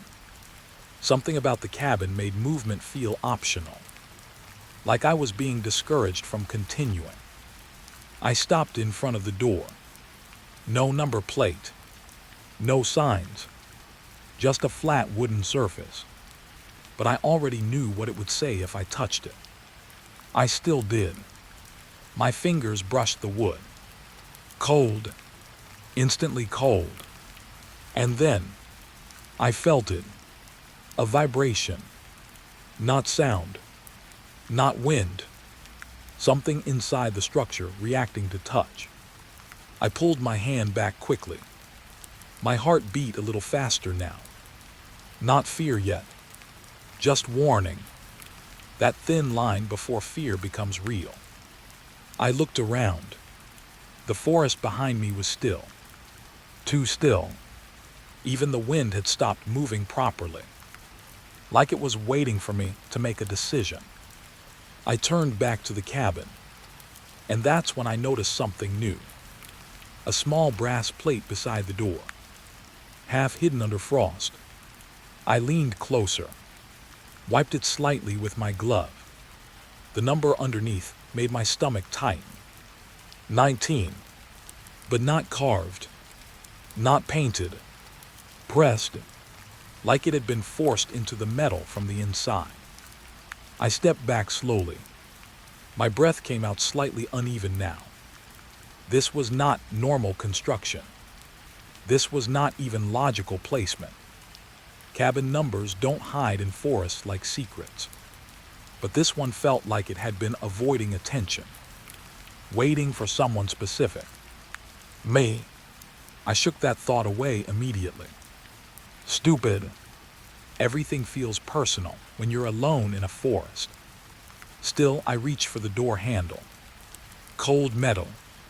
Too cold. And when I turned it, it opened too easily. No resistance. No luck. Just acceptance. The door creaked open slowly. Inside was darkness, but not complete darkness. Something about it reflected light differently, like the interior wasn't empty, just unlit. I stepped inside. The moment my foot crossed the threshold, the temperature shifted. Not colder, not warmer, different, like I had entered a space that didn't belong to weather anymore. I looked back once. The forest outside seemed further away than it should have been. Like distance had changed. The door stayed open behind me, but it no longer felt like an exit. Just a cut in the structure, a boundary that might not lead back. I turned forward again. The cabin interior was simple. Wooden walls, a table, a chair, a fireplace. Normal, too normal. But something about it felt staged, like someone had built normal from memory instead of experience. And then I saw it. On the table, a guest book. My stomach tightened immediately. That was impossible. I hadn't seen anyone outside. No host. No explanation. I walked toward it slowly, each step heavier than the last. The book was already open, page slightly turned, like someone had been reading it moments ago. I looked down. Blank lines, neat formatting, name, date, arrival time, all waiting. But what caught my attention wasn't the form. It was the first entry, already filled. My name, written clearly, fresh ink, still slightly wet. I stepped back instantly. My heartbeat jumped hard in my chest. No one had been here. No one passed me. No sound. No movement. I turned sharply toward the door. Still open. Still quiet. Still wrong. I didn't understand how it could already know I was here. Then, a sound. Behind me. Soft. Wood creaking.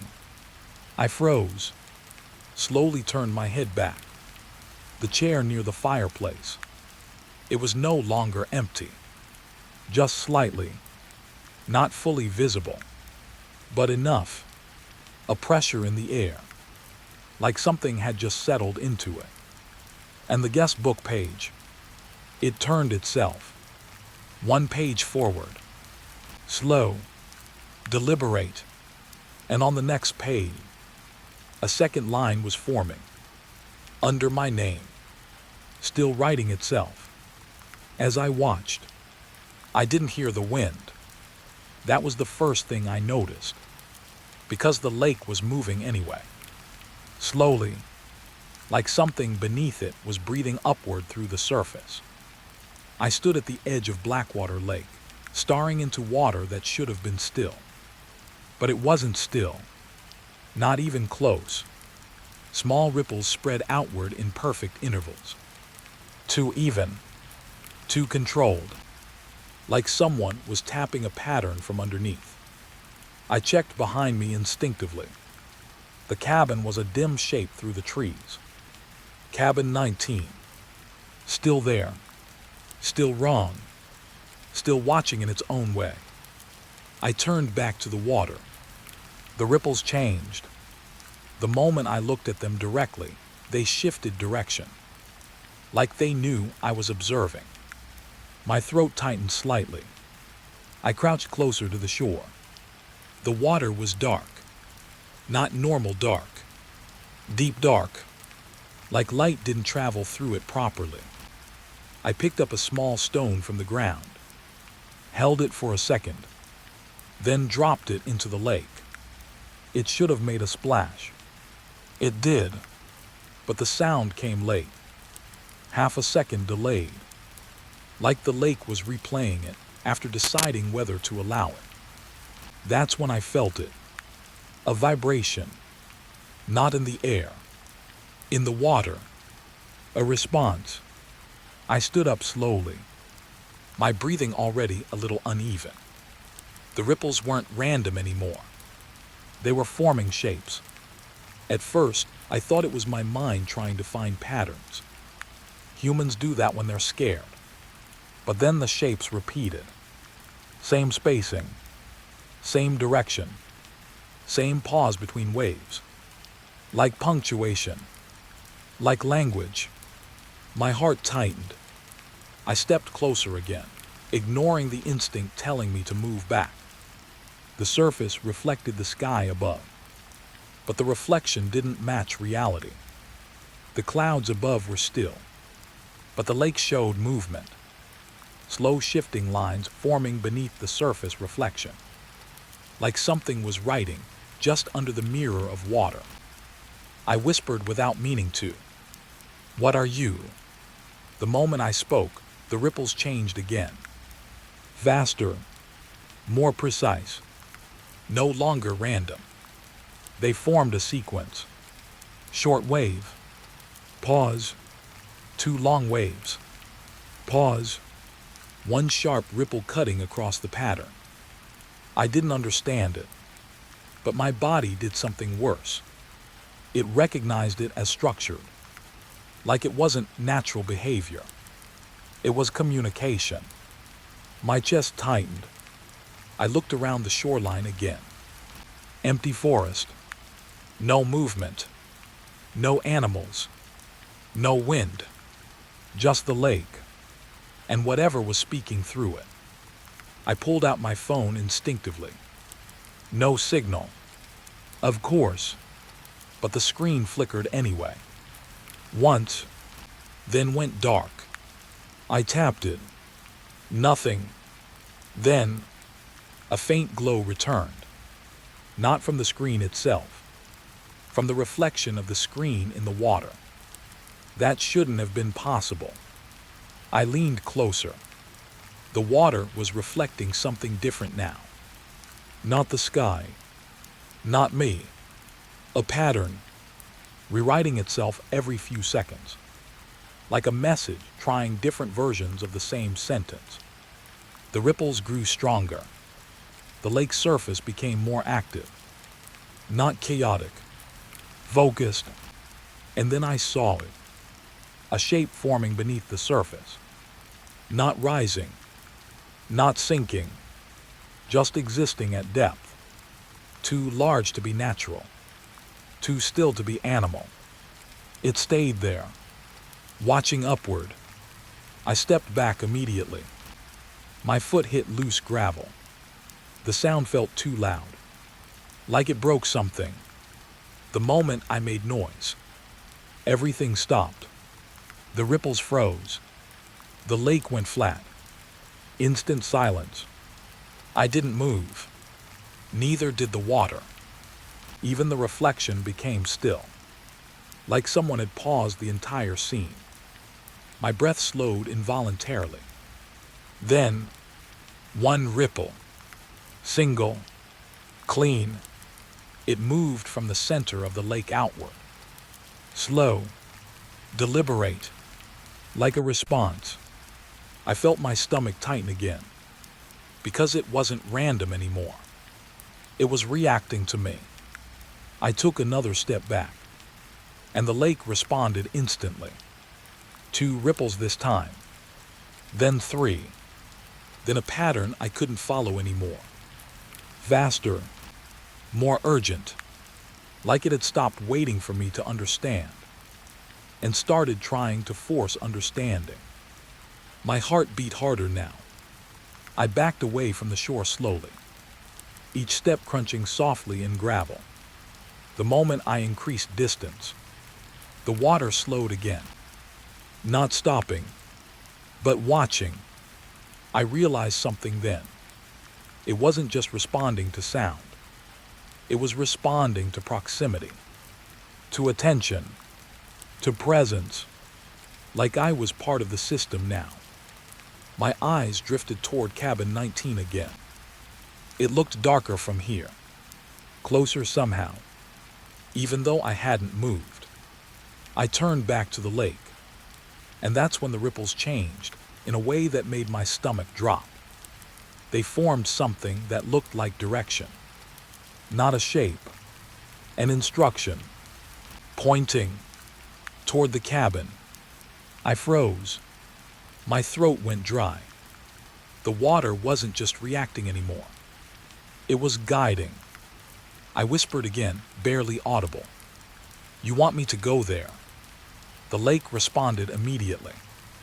A sharp ripple cut across the surface, like a confirmation. My skin went cold, because that wasn't imagination anymore. That was acknowledgement. I stepped back further, but the shoreline felt unstable, like the ground itself wasn't as solid as before. The lake was no longer just water. It felt like a boundary between something I understood and something I didn't. Another ripple formed, slower this time, calmer, almost gentle. But that made it worse, because it felt like reassurance. And nothing here should be reassuring. I turned fully toward the cabin. The trees around it felt tighter now, like they had moved closer while I wasn't looking. Cabin 19 sat in silence. No light, no movement, Just structure.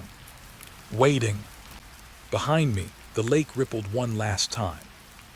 A final pattern. Simple. Direct. No interpretation needed. Go.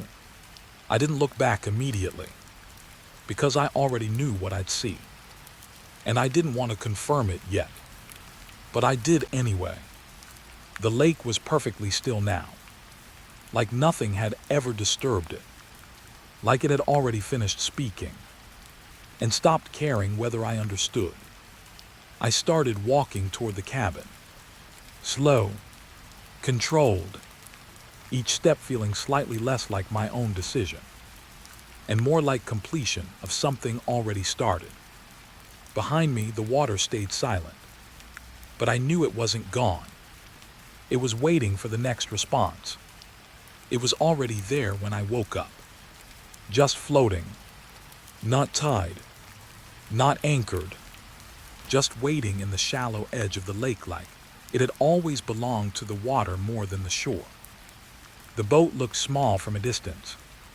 Wooden, old, simple, but something about it felt wrong the moment I saw it. Because the seats were wet, fresh wet, like someone had just stood up, or just arrived. I didn't move at first. I just watched it, trying to convince myself it was normal. Boats get wet. That's what they do. But this wasn't rainwater. The surface glistened differently, like it had been soaked from the inside out. I stepped closer to the shore slowly. The lake was calm again today. Too calm. After yesterday's ripples, this silence felt suspicious, like the lake was pretending nothing had happened. The boat drifted slightly as I approached.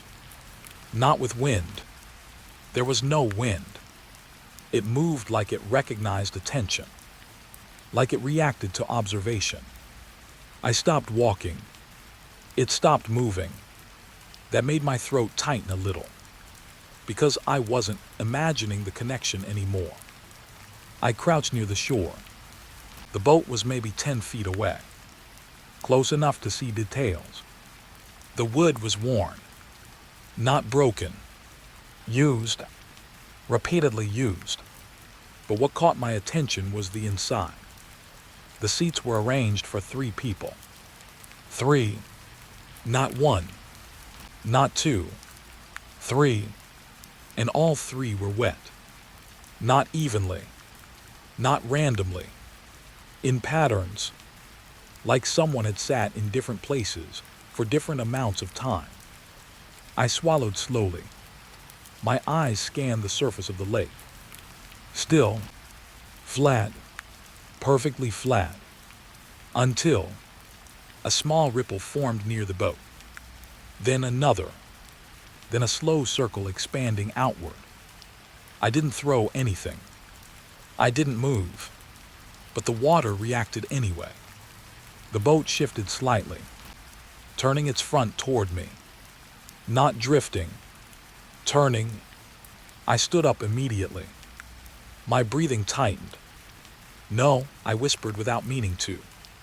The boat stopped, mid-turn, frozen, like it had obeyed, or paused, waiting for permission.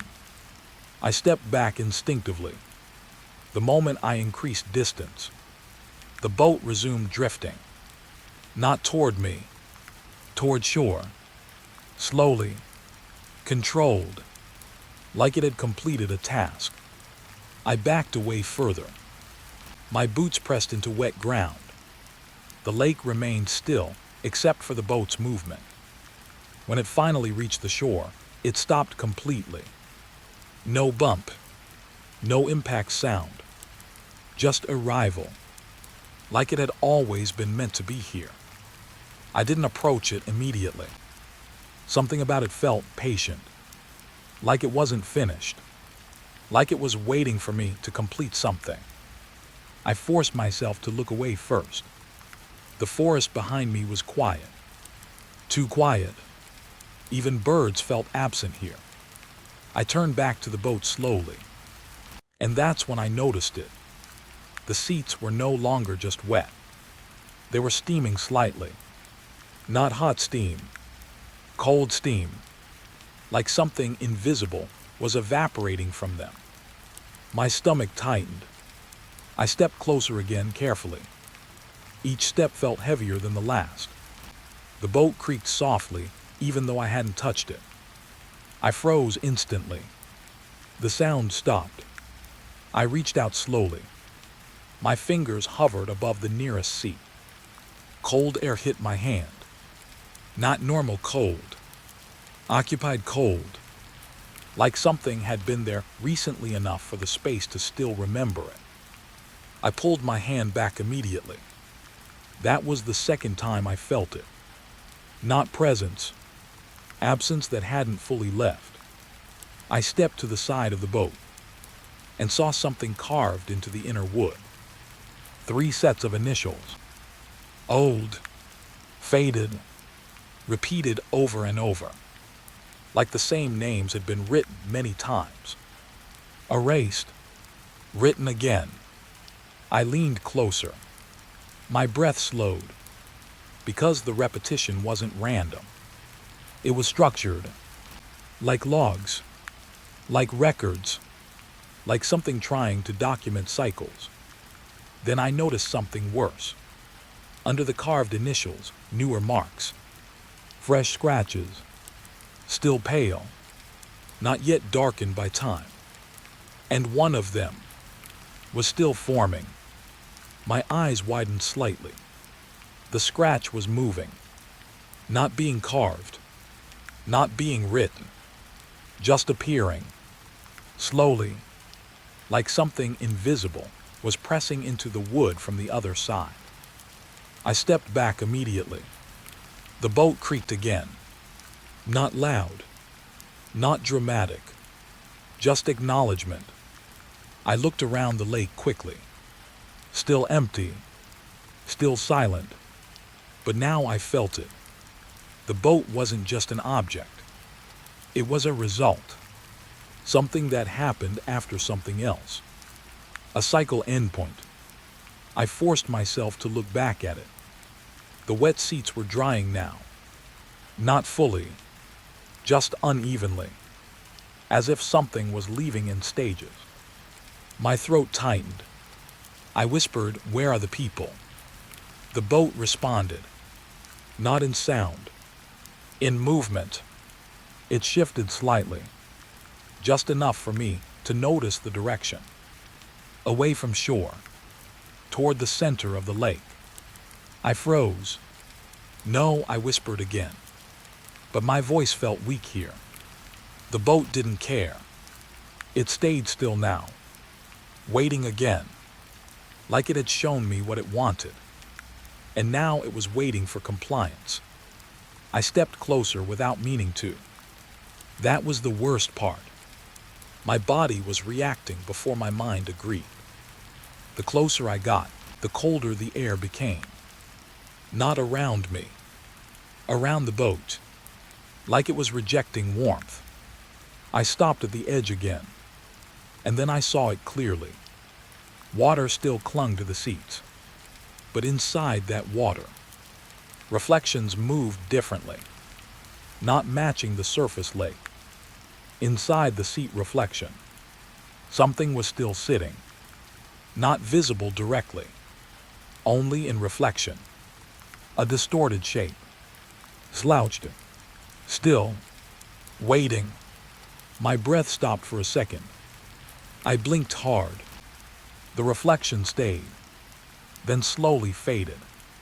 Not disappearing. Just retreating. Like it knew it had been seen. I stepped back again quickly. The boat rocked slightly. A soft motion. Like laughter without sound. The lake behind it stayed still. Too still. Then, a ripple formed far out in the water. Single, direct line toward the boat. It hit the hull gently. And the boat responded. Not moving. Just acknowledging. Like it had received instruction. I backed away fully now. Something in me finally understood the pattern. The boat didn't carry people. It recorded them and returned without them. But it always came back wet, because something always stayed behind. Something that didn't leave the lake. I turned toward the cabin instinctively. That distant structure suddenly felt closer than before, like it had been waiting for the boat to return before revealing its next step. Behind me, the boat creaked one final time, and the wet seats began to darken again, as if preparing for the next arrival, or the next departure. I didn't look back this time, because I already knew. Whatever had been in that boat wasn't gone. It was just no longer visible on the surface. It started after midnight, not with sound, with light, a faint glow under the lake. At first I thought it was my eyes adjusting, or moonlight bending wrong through the water. But then it moved, slowly, like something was walking under the surface. I sat up immediately. My breath caught before I even understood why. The cabin behind me was dark, silent. Cabin 19 felt further away tonight, even though I hadn't moved. Like the lake had expanded without telling me. I stepped closer to the shore. The water was darker than before, heavier, like it was hiding more than just depth now. And then I saw it again. The light, soft blue-green, not bright, not natural. It drifted under the surface in a slow arc, then paused, then shifted direction, like it was turning its head. My stomach tightened, because it wasn't random movement. It was intentional. I crouched near the edge. The glow spread out in shapes now. Not blobs, not flashes. Shapes, thin lines, human proportions. I whispered without meaning to. No way. The moment I spoke, the lights reacted. They stopped. All of them. Frozen. Like they had heard me. Silence filled the lake again. Too complete. I didn't move. Neither did the water. Then, one light moved again. Slow. Careful. Like it was testing whether I was still watching. It took a step. A step. My throat went dry. Because it wasn't just movement anymore. It was imitation. The shape beneath the water was walking. But not randomly. Not like an animal. Like a person. I stood up slowly. My legs felt heavier than before. The lake's surface reflected nothing now. No sky. No trees. Just darkness. And below it, motion. I backed away instinctively. The moment I increased distance, the lights increased activity. Not faster, more coordinated, like they were responding to my fear. I stopped moving. They slowed again, matching me, copying me. My breath turned shallow. No, this isn't real, I muttered. But even as I said it, I knew I was lying to myself. Because real or not, it was reacting. I tried something small. I lifted my hand. The lights beneath the water mirrored it. Not perfectly, but closely, delayed by a fraction of a second, like a reflection that wasn't in sync with time.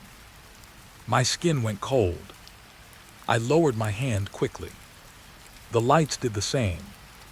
Too exact, too obedient. Then something worse happened. One of the shapes separated, drifted upward slightly, closer to the surface. And for a split second, I saw it. Not clearly, but enough. A human outline. Head, shoulders, arms, but blurred by water and glow. It looked like it was trying to reach up, trying to reach me. My chest tightened instantly. I stepped back fast. Gravel shifted under my feet. The sound broke the silence, and the lake reacted violently. All lights froze, then snapped into motion at once. Not random, directed toward the surface, toward me. I stumbled back another step. The glow surged upward under the water like a wave of awareness. Not attacking, approaching. I backed away fully now, breathing harder. The shoreline felt unstable again, like it didn't want to hold me.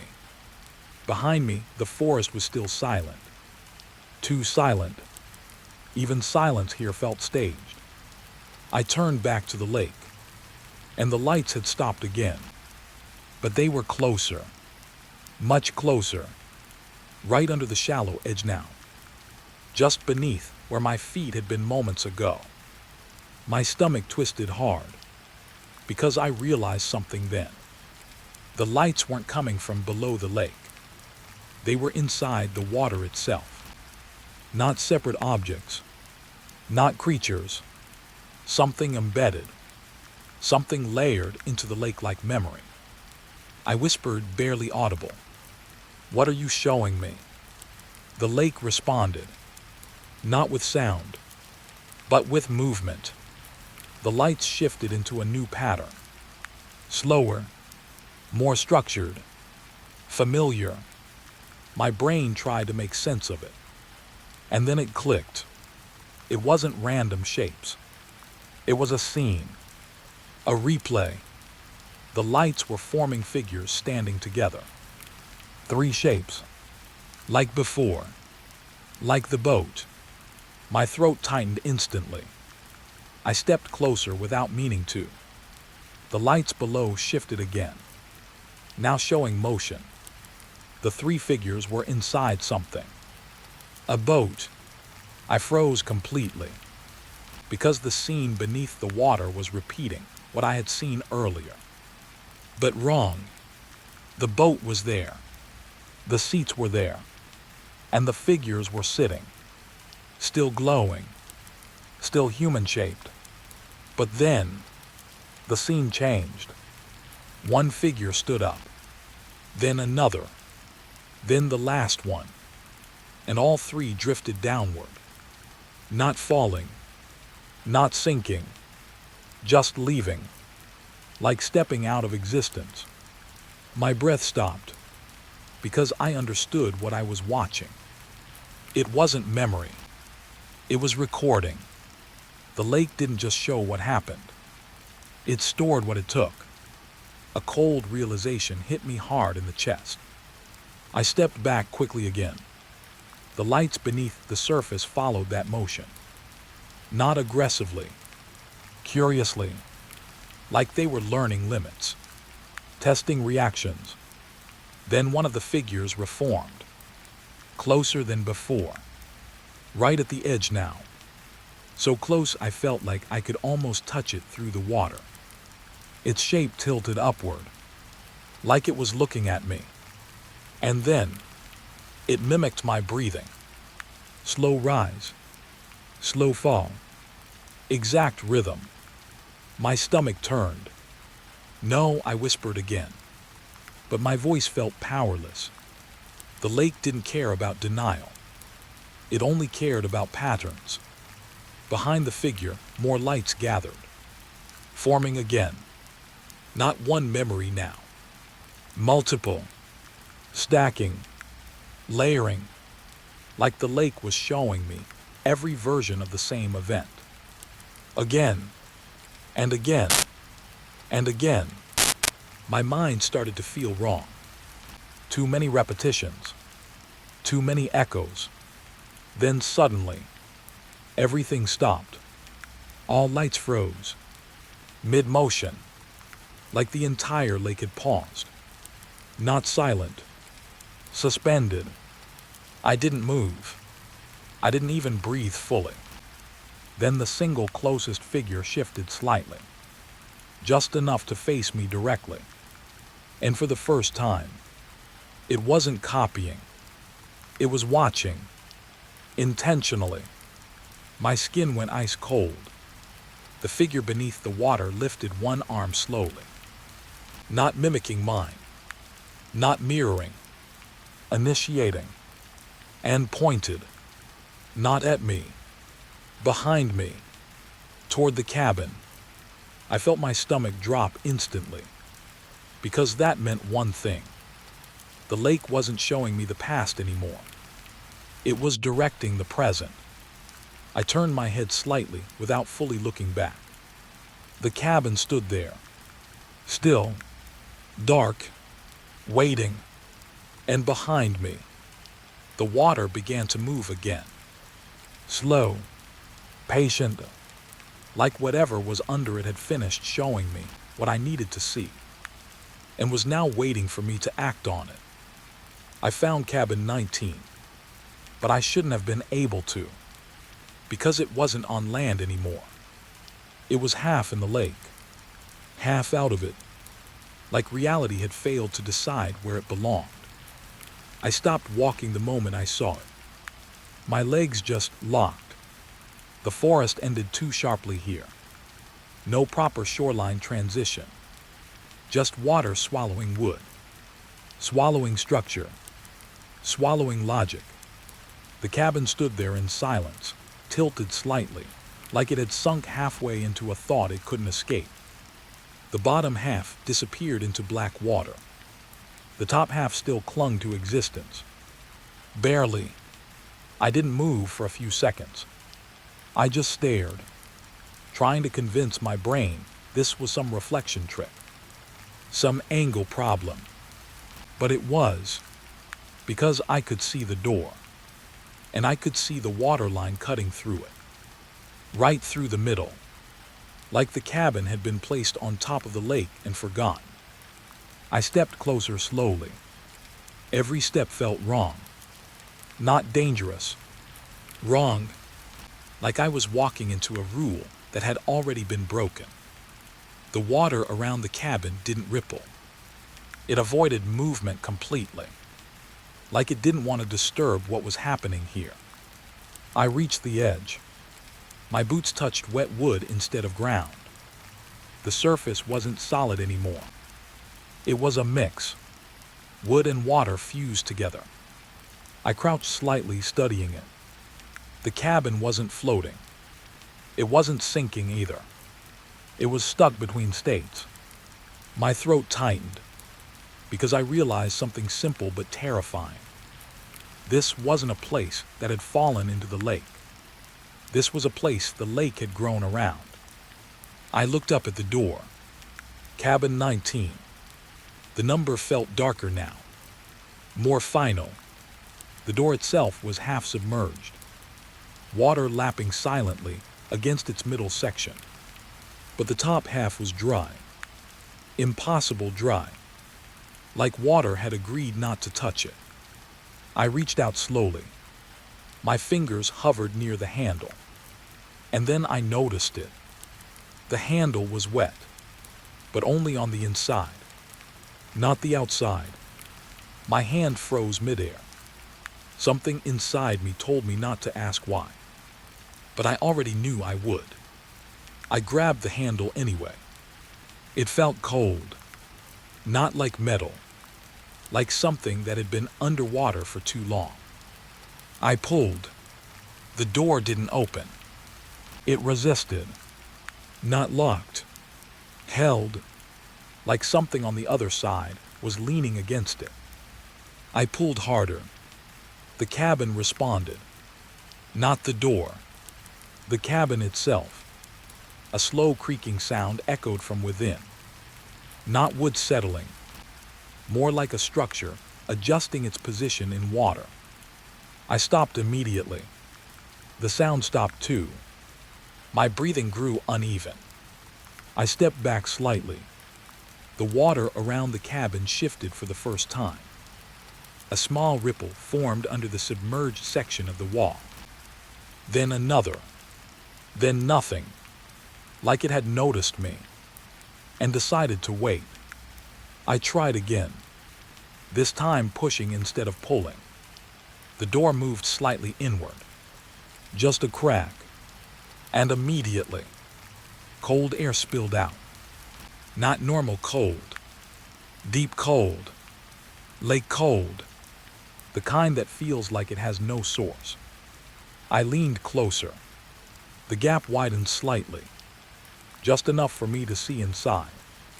And I regret that I did, because the cabin interior wasn't normal. It wasn't fully room-shaped. It bent downward, like the floor was missing, like the inside continued into water that wasn't visible from outside. A staircase appeared first, going down, but not into a basement, into the lake itself. Wood steps disappearing into black depth. My stomach dropped. I stepped back again immediately. "No," I whispered. But the cabin didn't care. The door creaked wider on its own, just enough to show more. The stairs weren't empty. Something stood on the second step.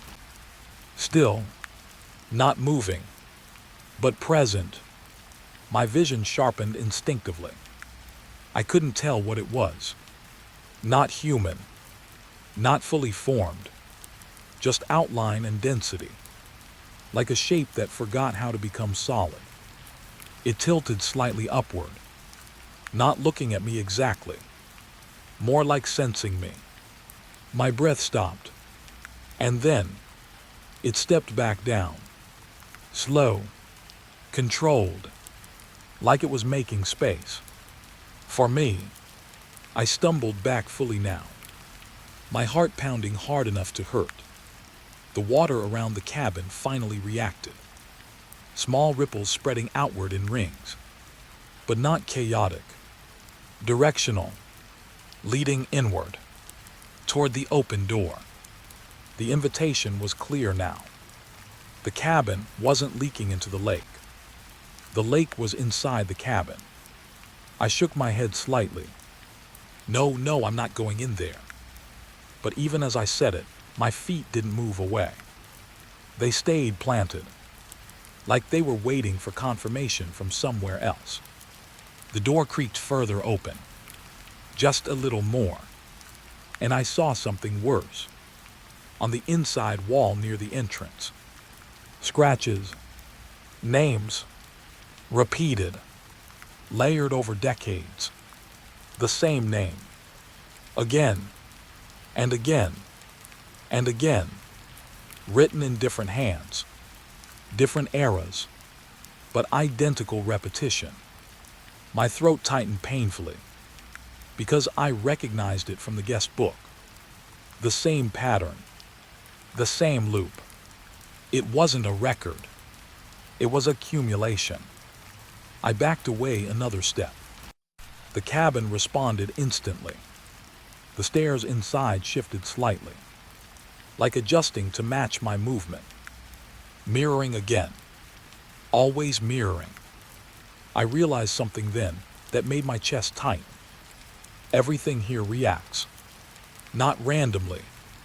Not instinctively. Intentionally. Like it's learning me. Behind me, the forest felt further away now. Like it had receded. The lake had expanded again. Or maybe I had been moved closer without noticing. I don't know. Both felt possible. The cabin door creaked again. Wider. And this time I heard something faint from inside. Not a voice. Not yet. Just breathing. Slow. Patient. Matching mine. I froze completely, because I hadn't made a sound. Not recently. The breathing continued. Soft. From inside the submerged hallway. From the stairs that led into water that shouldn't exist inside wood. It matched my rhythm perfectly, then changed slightly. To match my hesitation, my body reacted before my mind. I stepped back fully, and the breathing stopped. Instantly. like it had been waiting for permission. The silence that followed was worse, because it meant it was listening. I looked at the water again. The ripples had stopped. Everything was still, but the stillness now felt deliberate, like a held breath. I turned my head slightly toward the forest. Something told me I should leave. Now, but when I looked back at the cabin, the door was fully open. I hadn't seen it open. I hadn't heard it open. It was just open, waiting, and inside the dark hallway, something had moved closer to the top step. Not rushing, not hiding, just advancing to where I could see it more clearly. And for the first time, I understood what Cabin 19 really was. It wasn't a place on land. It wasn't even a place in water. It was a threshold, and I had already been standing inside it longer than I realized. They didn't tell me why the last ranger stopped updating the logs. They just handed me the keys and pointed toward the tower. I remember the exact words. Just keep the station active. Don't question the records. That was it. No welcome briefing. No safety instructions. Just a road disappearing into trees that looked too old to be part of any map. The watchtower appeared after 2 hours of walking. Tall, thin, slightly leaning, like it had grown tired of standing upright. The forest around it didn't feel normal. No birds, no insects. Even the wind felt like it was passing through somewhere else first before reaching me. I stopped at the base of the tower. It looked abandoned, but not empty. There's a difference. Empty means unused. Abandoned means remembered. The door creaked open before I touched it. That alone should have been my first warning. Inside smelled like wet wood and old paper. But something else too. Something metallic, like rust mixed with electricity. The stairs spiraled upward into darkness. No lights, no windows on the lower level. Just narrow steps and silence that felt layered, like it had been sitting here for a long time. Waiting. I started climbing. Each step made the wood respond softly under my weight. Not breaking, not strong either, just aware. Halfway up, I noticed something carved into the railing. Initials, old ones, then newer ones beneath them, then even newer than that. Same handwriting style, repeating over years, like someone kept rewriting the same identity. I stopped for a moment, ran my fingers over the carvings. The wood felt warm. That was wrong. Everything outside was cold. But inside the tower, the wood felt recently touched, like someone had just passed through. I continued upward. The higher I went, the more the air changed. Thicker, heavier, like the tower was holding its breath. At the top, the door to the watchroom was slightly open. Just a crack. I didn't open it fully. It opened on its own. Inside was a small circular room. Old equipment lined the walls. Radios, maps, a desk in the center. But what caught my attention immediately was the logbook. Open, waiting. The pages were not random. They were perfectly aligned, like someone had carefully placed them for me to find. I stepped closer. The entries started normal. Date, weather, routine notes. Then they changed. The handwriting shifted. Not gradually, instantly, like a different person took over mid-sentence. Then another shift. Then another. Same dates repeating. Same days overwritten again and again. My chest tightened as I flipped through faster. The entries all led to one point. The current page. Today's date. But the page was already filled. Fresh ink. Still slightly wet. I hadn't even touched the desk yet. I leaned closer and read the last line. Ranger arrived, tower acknowledges. My throat went dry. I looked around the room quickly. No one. No movement. No sound except my breathing. But the phrase didn't feel like a note. It felt like confirmation. Like something had been expecting me. I stepped back from the desk. The radio on the wall crackled. Once, then silence, then again. A soft burst of static. I hesitated before touching it. When I did, the static stopped instantly, like it was waiting for contact. I spoke without thinking. This is Station 9. Is anyone there? Silence. Then, a voice. Low. Not clear. Not distorted exactly. Just incomplete. It didn't answer my question. It said something else. Record the shift. My body went cold. I looked at the logbook again. The ink on the last line seemed darker now. Fresh. Like it had just been written again. I swallowed hard. Who is this? I asked. The radio didn't respond immediately. Instead, the silence stretched. Too long. Then the voice came back. Closer this time. Not in volume. In presence. Ranger position is temporary. I stepped away from the desk instinctively. The chair behind it creaked slightly. Just once.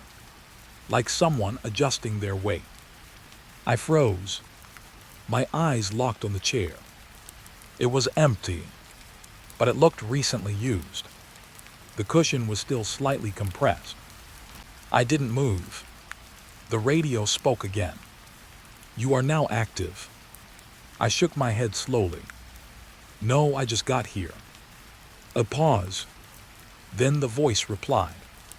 You arrived earlier. My stomach dropped. I looked at the logbook again. My name wasn't there, but something else had been added beneath the last entry. A second line. Same handwriting. Different pressure. Observation begins. The chair creaked again. This time longer. Like something was settling. I stepped toward the door.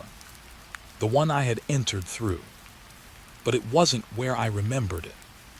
The room felt rotated slightly. Wrong angle. The exit looked further away than before. I blinked hard. When I opened my eyes again, the door was closer. Too close. Like the room had shifted without moving. The radio crackled again. Do not leave during observation. I turned back sharply. Who are you? I demanded. The voice paused, then answered calmly. Previous ranger asked the same question. My throat tightened. I looked at the logbook again. Flipped backward. Faster now. Every previous entry ended the same way. Arrival.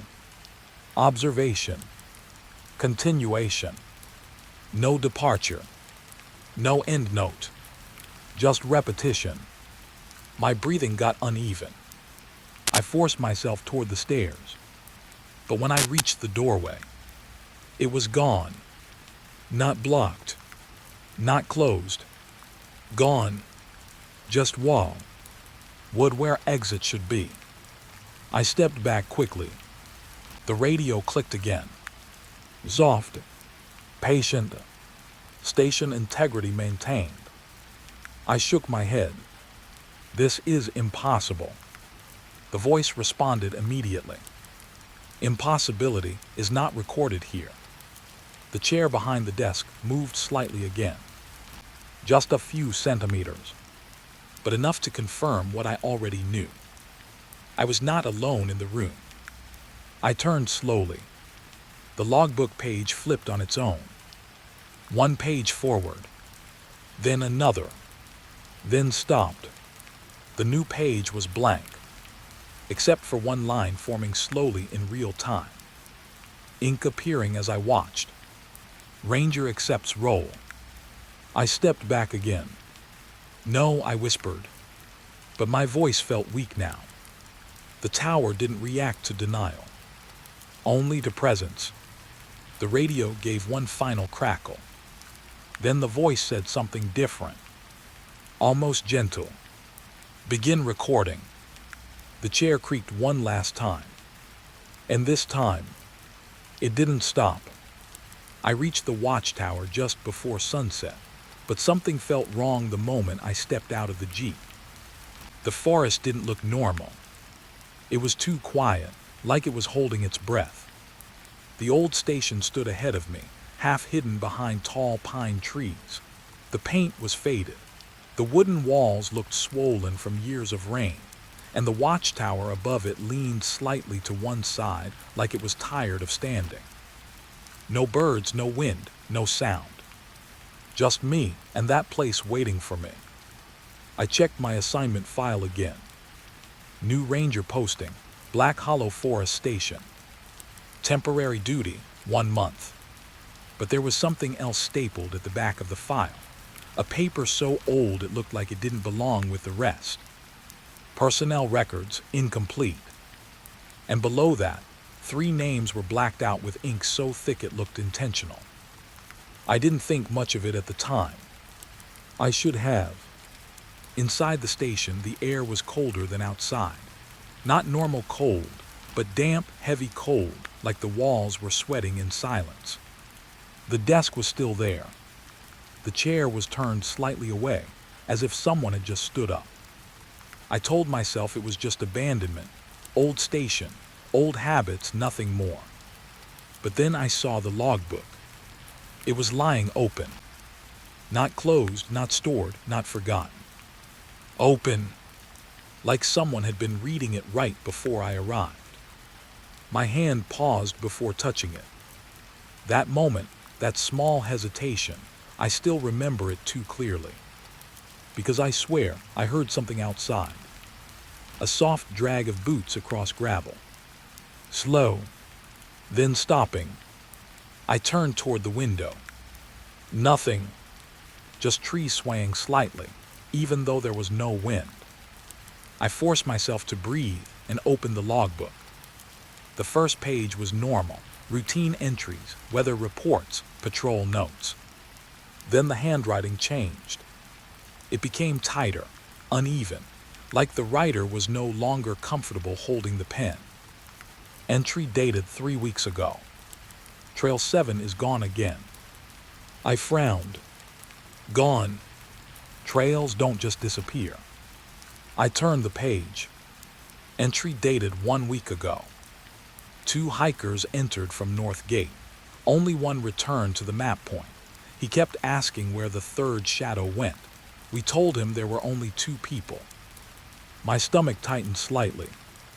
I looked up again instinctively, like the answer might be standing in the room. Still nothing, but the silence felt heavier now, like it had learned my name. I kept reading. Entry dated 5 days ago. The forest is repeating footsteps. We checked twice. No ranger walked that path, but the prints were fresh, still warm. I paused. Warm prints. That made no sense.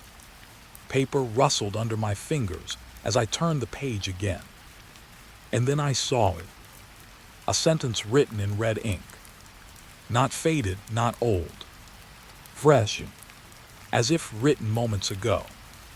Do not follow the people who walk backward in the trees. I felt my throat tighten. Backward. I looked out the window again without thinking. The trees outside were still. But for a split second, I thought I saw movement. Not forward. Sideways. Like something was walking behind the forest instead of through it. I stepped back from the desk. My chair scraped loudly behind me. Too loud. The sound felt like it didn't belong in that place.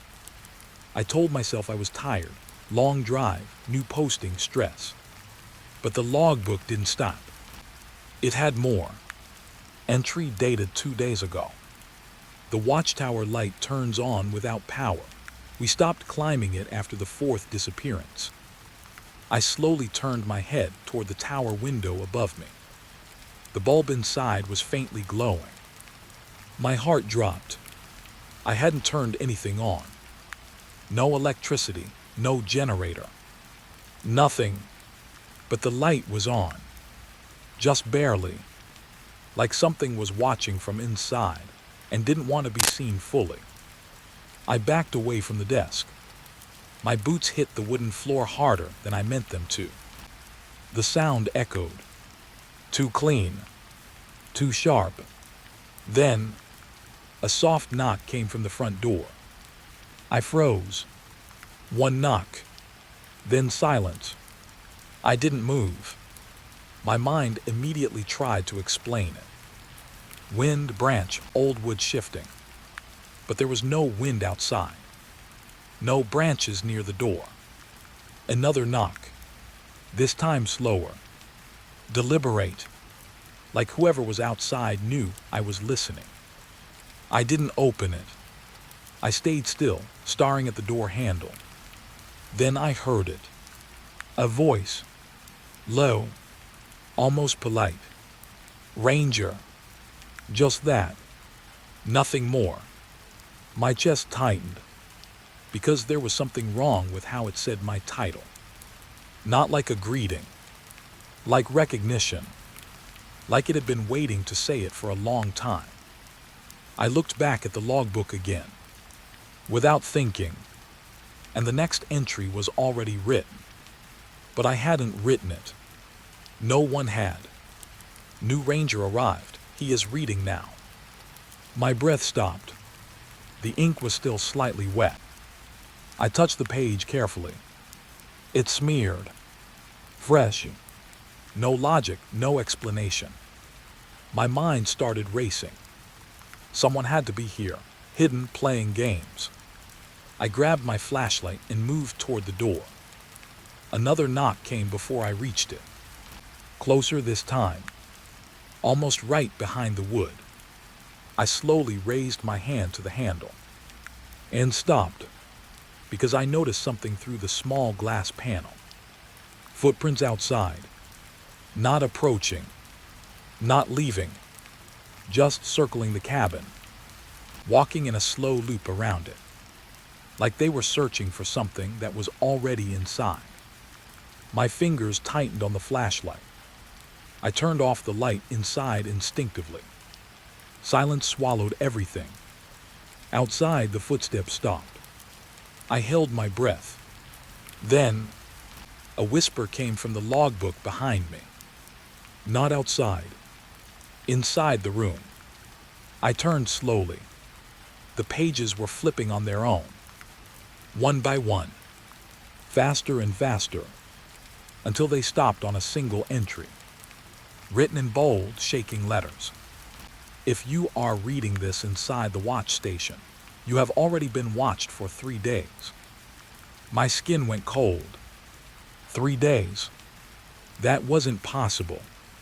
I just arrived. A sudden realization hit me so hard I almost dropped the flashlight. The file. The one I read earlier. The ink stains, the missing records. I hadn't checked the arrival date properly. My hands trembled as I pulled it out again. The date of assignment was 3 days ago, but I had only just remembered arriving today. A slow pressure built in my chest, like my memory was being rewritten in real time. Outside, the footsteps started again, but now they weren't circling. They were climbing. The watchtower stairs. Slow. One step at a time. I looked up instinctively toward the ceiling. The wooden beams above me creaked. Not from weight. From movement. Something was inside the structure above me. And it was walking toward the light. The logbook closed itself. Hard. The sound echoed like a gunshot. And in that silence right after, I heard a final line whispered from the pages without them opening. Don't look up when the light turns fully on. The bulb in the watchtower flickered. Once, twice, and slowly began to brighten. The radio crackled again at 12:03 a.m. I froze mid-breath. I hadn't even touched it. The cabin was completely still, but the sound filled it anyway, like the air itself had started speaking. KHHH 19, do you read? My fingers tightened around the flashlight. The radio sat on the desk, old and unplugged. I had checked it twice. No power line, no batteries, nothing that should make it alive. But it wasn't just on. It was listening. A second voice cut through the static. Not human, not fully. Coordinates repeat coordinates. Then silence. Just like that. My mind tried to convince me it was interference, old equipment, weather distortion. But there was no weather. No wind, no storm. Just that unnatural quiet that pressed against my ears like something waiting too close. I stepped closer to the radio. The green light flickered once, then held steady. I didn't touch it. It spoke again anyway. Station 19, why did you leave us at the tree line? My stomach tightened. That sentence didn't sound random. It sounded directed, like it knew where I had stood earlier today, even though I never told anyone. I slowly leaned in. Who is this? I whispered. My voice felt too loud in the room. Too real. The radio answered instantly. You are already inside the coordinates. My throat went dry. Coordinates. That word again. I turned toward the map pinned on the wall behind me. The forest grid was marked in faded red lines, old ranger divisions from years ago. Most of them didn't make sense anymore. Some zones were labeled, but missing on the actual terrain, like they had been erased from the world. Then the radio crackled again, this time slower. Deliberate. Do not follow Trail 0. I paused. Trail 0 wasn't on any official map. It shouldn't exist. But my eyes drifted down anyway, to a small handwritten note at the bottom of the map. Something I hadn't noticed before. Trail, do not use under any condition. My heart beat harder. Someone had written that warning long before I arrived. Or long before I was supposed to notice it.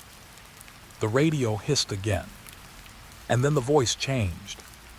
It sounded closer now, like it was standing just behind me. Ranger, you are late. I spun around instantly. Nothing. Only the dark corner of the cabin and the weak light from the desk lamp. But my skin felt cold, like someone had just exhaled near my neck. I turned back to the radio slowly. My hand hovered above it now. Against my better judgment, I pressed the button. A mistake I felt before I even did it. A burst of static exploded through the room. Then, multiple voices, overlapping, not speaking together, but repeating the same sentence in different tones. Coordinates mismatch, coordinates mismatch, coordinates mismatch. The repetition made my head throb. I stepped back. The radio continued on its own. Station 19 is not where it was assigned. My breath caught. That didn't make sense. Assignments don't change locations. Unless a sudden memory flickered in my mind. The drive here, the forest road, the sign at the entrance, Black Hollow Forest Station boundary limit, do not cross after sunset.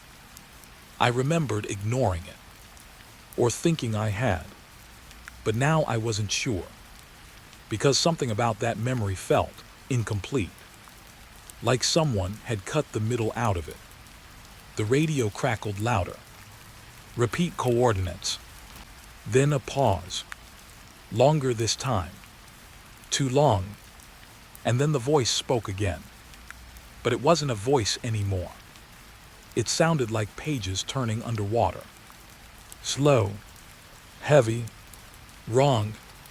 1919. You are standing inside the old map. I stepped away from the desk. The words didn't make sense, but they felt like they were describing something I couldn't see yet. Something around me. Something I was inside without realizing. The radio suddenly clicked sharply. A new transmission started. Clearer this time. Almost calm.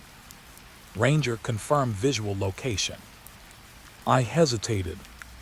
My mouth felt dry. Then I whispered, "I'm at station 19. A long silence followed. Then the radio replied. No, just that. One word. Cold and absolute. My chest tightened. No, I repeated. The radio crackled again. You are at station 18A. I blinked. That number shouldn't exist. There were only 18 stations in this region. Everyone knew that. But the map behind me, the one I was now staring at again, had a faint mark near the edge. Barely visible. 18A. I hadn't seen it before. I swear I hadn't. But now it looked like it had always been there. Like it had been waiting for me to notice it. The radio hissed again. Station 19 is empty. My pulse slowed for half a second. Empty. Then what was I doing here? Before I could think further, the radio added something else. Something worse. Empty except for you. The room suddenly felt smaller. The walls closer. I turned slowly toward the window. Outside, the forest was darker than before. Not natural darkness. This was layered darkness. Like something was blocking even the memory of light. Then I saw it. A faint flicker between the trees. A light. Far away. Moving. Not random. Not wind. It was following a straight path through the forest. Along a route that didn't match any known trail. The radio spoke again behind me. This is your last coordinate check. My fingers tightened. Last, I whispered. Static filled the room again. Then the voice returned, softer now. Almost tired. Stopped speaking to us from inside the wrong station. My breath stopped. From inside. Not to. From inside. That detail didn't sit right in my mind. I turned back toward the radio slowly. The green light was now steady. Unblinking. Watching. Then it added one final line. And this time, it wasn't coming through speakers. It felt like it was coming from the forest itself. You are not receiving transmissions, Ranger. A pause. Long enough for my heartbeat to fill the room. You are the transmission. The radio clicked off. Everything went silent. Too silent. Even my breathing felt too loud now. I stood there frozen, staring at the dead radio. But I couldn't shake the feeling that something had just finished speaking through me. Not to me. Through me. And far outside, beyond the window, the moving light in the forest stopped suddenly. Like it had found the source. Like it had finally located where I was broadcasting from. And then, a new voice came through the dark. Not from the radio this time. From the trees. Close. Perfectly clear. Station 19, we have your signal. The trail was gone again. Not blocked. Not overgrown. Just not there. I stood in the middle of the forest path, staring at the ground like it might explain itself if I looked long enough. Yesterday this was Trail 7. A clear route between the trees, marked familiar. Today, only dead leaves and untouched soil. No footprints, no direction, no memory of where it had been. Just forest. Too quiet forest. I checked my compass. The needle spun once, then froze, pointing directly behind me. I turned slowly. Nothing there. But the feeling stayed. Like something had just stepped back so I wouldn't notice it watching. I marked the tree I was standing near with a knife scratch. A simple line, my own anchor point. Then I started walking. 15 minutes in, I stopped. The scratch was back in front of me. Same tree. Same mark. Same angle. My throat tightened. I looked around fast, trying to find some variation in the trees, some difference. But everything looked politely the same. Not identical. Rearranged. Like the forest had shifted, while I wasn't looking directly at it. I turned back the way I came. Walked faster. Kept my eyes fixed on the ground this time. Counted steps. 100. 200. 300. Then I stopped again. Because the cabin was in front of me. The same cabin I had left 20 minutes ago. Same broken porch step. Same crooked doorframe. Same silence pressing against it like a weight. I hadn't circled back. I had been returned. I didn't open the door right away. I stood there breathing hard, trying to convince myself it was navigation error, confusion, stress. But deep down, something worse was forming. The forest wasn't confusing me. It was correcting me. Inside the cabin, everything was exactly as I left it. The logbook still open. The radio still dead. But the air felt different now. Heavier, like it had been sealed while I was gone. I walked to the table. The logbook hadn't moved, but the page had changed. My stomach dropped, because I remembered closing it. I was sure I did, but now a new entry was there. Fresh ink, same handwriting as before, but not mine. Attempted exit recorded, subject returned to origin point. My fingers went cold. Subject, not ranger, not name. Subject. I stepped back slowly. The chair behind me creaked. I hadn't touched it. I hadn't moved anything. But it shifted slightly, as if someone had just stood up from it. The forest outside made no sound. Even the wind had stopped participating. I grabbed my flashlight again, forcing myself to leave the cabin. I needed distance, real distance, something physical that couldn't be rewritten. I walked straight into the trees. No hesitation this time. No path. Just direction. I kept walking until the cabin was out of sight. Until the trees stopped looking familiar. Until even my thoughts started to slow down into something simpler. Walk, don't stop, don't think. But the forest answered anyway. A soft sound ahead. Footsteps. Not mine.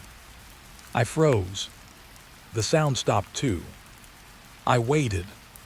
Nothing moved. Then the footsteps started again, exactly matching my pace. When I walked, they walked. When I stopped, they stopped. Not behind me. Ahead. I moved slowly forward, trying to see between the trees. Nothing visible. But the sound was clear. Deliberate. Like someone packing me from the other side of reality. I whispered, "Who's there?" No answer. Only my voice echoing back, slightly delayed. Like the forest needed time to decide if I was allowed to hear myself. I took another step forward, and the footsteps stopped instantly. I looked down. There were prints in the soil now. Fresh. Facing me. But they weren't mine. They were already there, waiting, like the ground had remembered someone standing in front of me before I arrived. My breathing became uneven. I backed away slowly. The prints didn't follow. They just stayed, watching. The forest around them felt wrong now. Not dark, not scary. Rewritten, like a memory that had been edited too many times. I turned and walked fast, back toward the cabin, because at least there, I knew what kind of wrong I was dealing with. But halfway there, I stopped again. The cabin was already in front of me, closer than before, like it had moved to meet me halfway. I didn't speak this time, didn't think, just kept walking past it, straight through the porch. Inside, I needed answers, even if they were worse than confusion. The logbook was open again. Of course it was. And this time, the entry was longer. Different handwriting layers overlapped each other, like multiple people had written the same sentence at different times. Or the same person had tried to correct themselves. Trail movement confirmed. Subject continues returning. Forest adjusting boundaries. My head started pounding. I pressed my hand against the table. It was warm. Not from heat. From recent touch. Someone had been here. Recently. Very recently. Then the radio crackled. Even though it was still unplugged. A single line came through. Calm. Too calm. Do not trust paths that remember you. I spun toward it. The green light was on again, even though there was no power. Of course, the forest didn't need wires anymore. It was speaking directly now. The radio continued. Wherever you think you are walking, you are being walked. My mouth went dry. That didn't make sense. But something inside me reacted before logic could catch up. Because I realized something terrifying. Every time I chose direction, the forest responded instantly. Not delayed. Not reactive. Pre-decided. Like I wasn't exploring it. I was being guided through it. The radio hissed again. Return to center is complete. I froze. Center.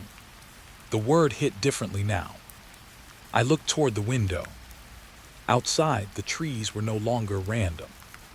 They were subtly curved, forming arcs, like everything was bending toward a single point I hadn't noticed before. The cabin. No, not the cabin. Me. The forest wasn't surrounding me anymore. It was arranging itself around me. Like I was the reference point. Like I was the mistake everything was trying to correct. And then softly, from deep within the woods, I heard it. My own footsteps. Not echo. Not imitation. Actual movement. Approaching the cabin from outside. Slow. Confident. Knowing exactly where to come. I stepped back from the window. Because I suddenly understood the worst part wasn't that the trail moved. It was that it always led something back to me. And whatever was walking through the forest now was finally on the correct path. I shouldn't have been able to see the logbook move. But I did. Even after I stepped away from it. Even after I told myself I was done reading it, the pages kept turning. Slow. Careful. Like something was thinking through them. The cabin was silent again, but not empty. I felt that now. Not like fear, but like awareness. Like I was sharing space with something that didn't need sound to exist. The logbook lay open on the table. Same place. Same angle. But the ink was still wet. I didn't touch it.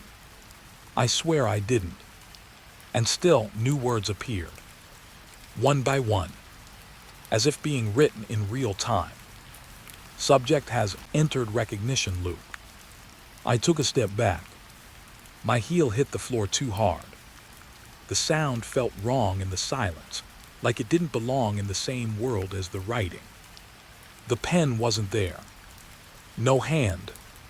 No movement. Only the page deciding to exist differently. Then another line formed beneath it. Ranger designation is no longer assigned. It is inherited.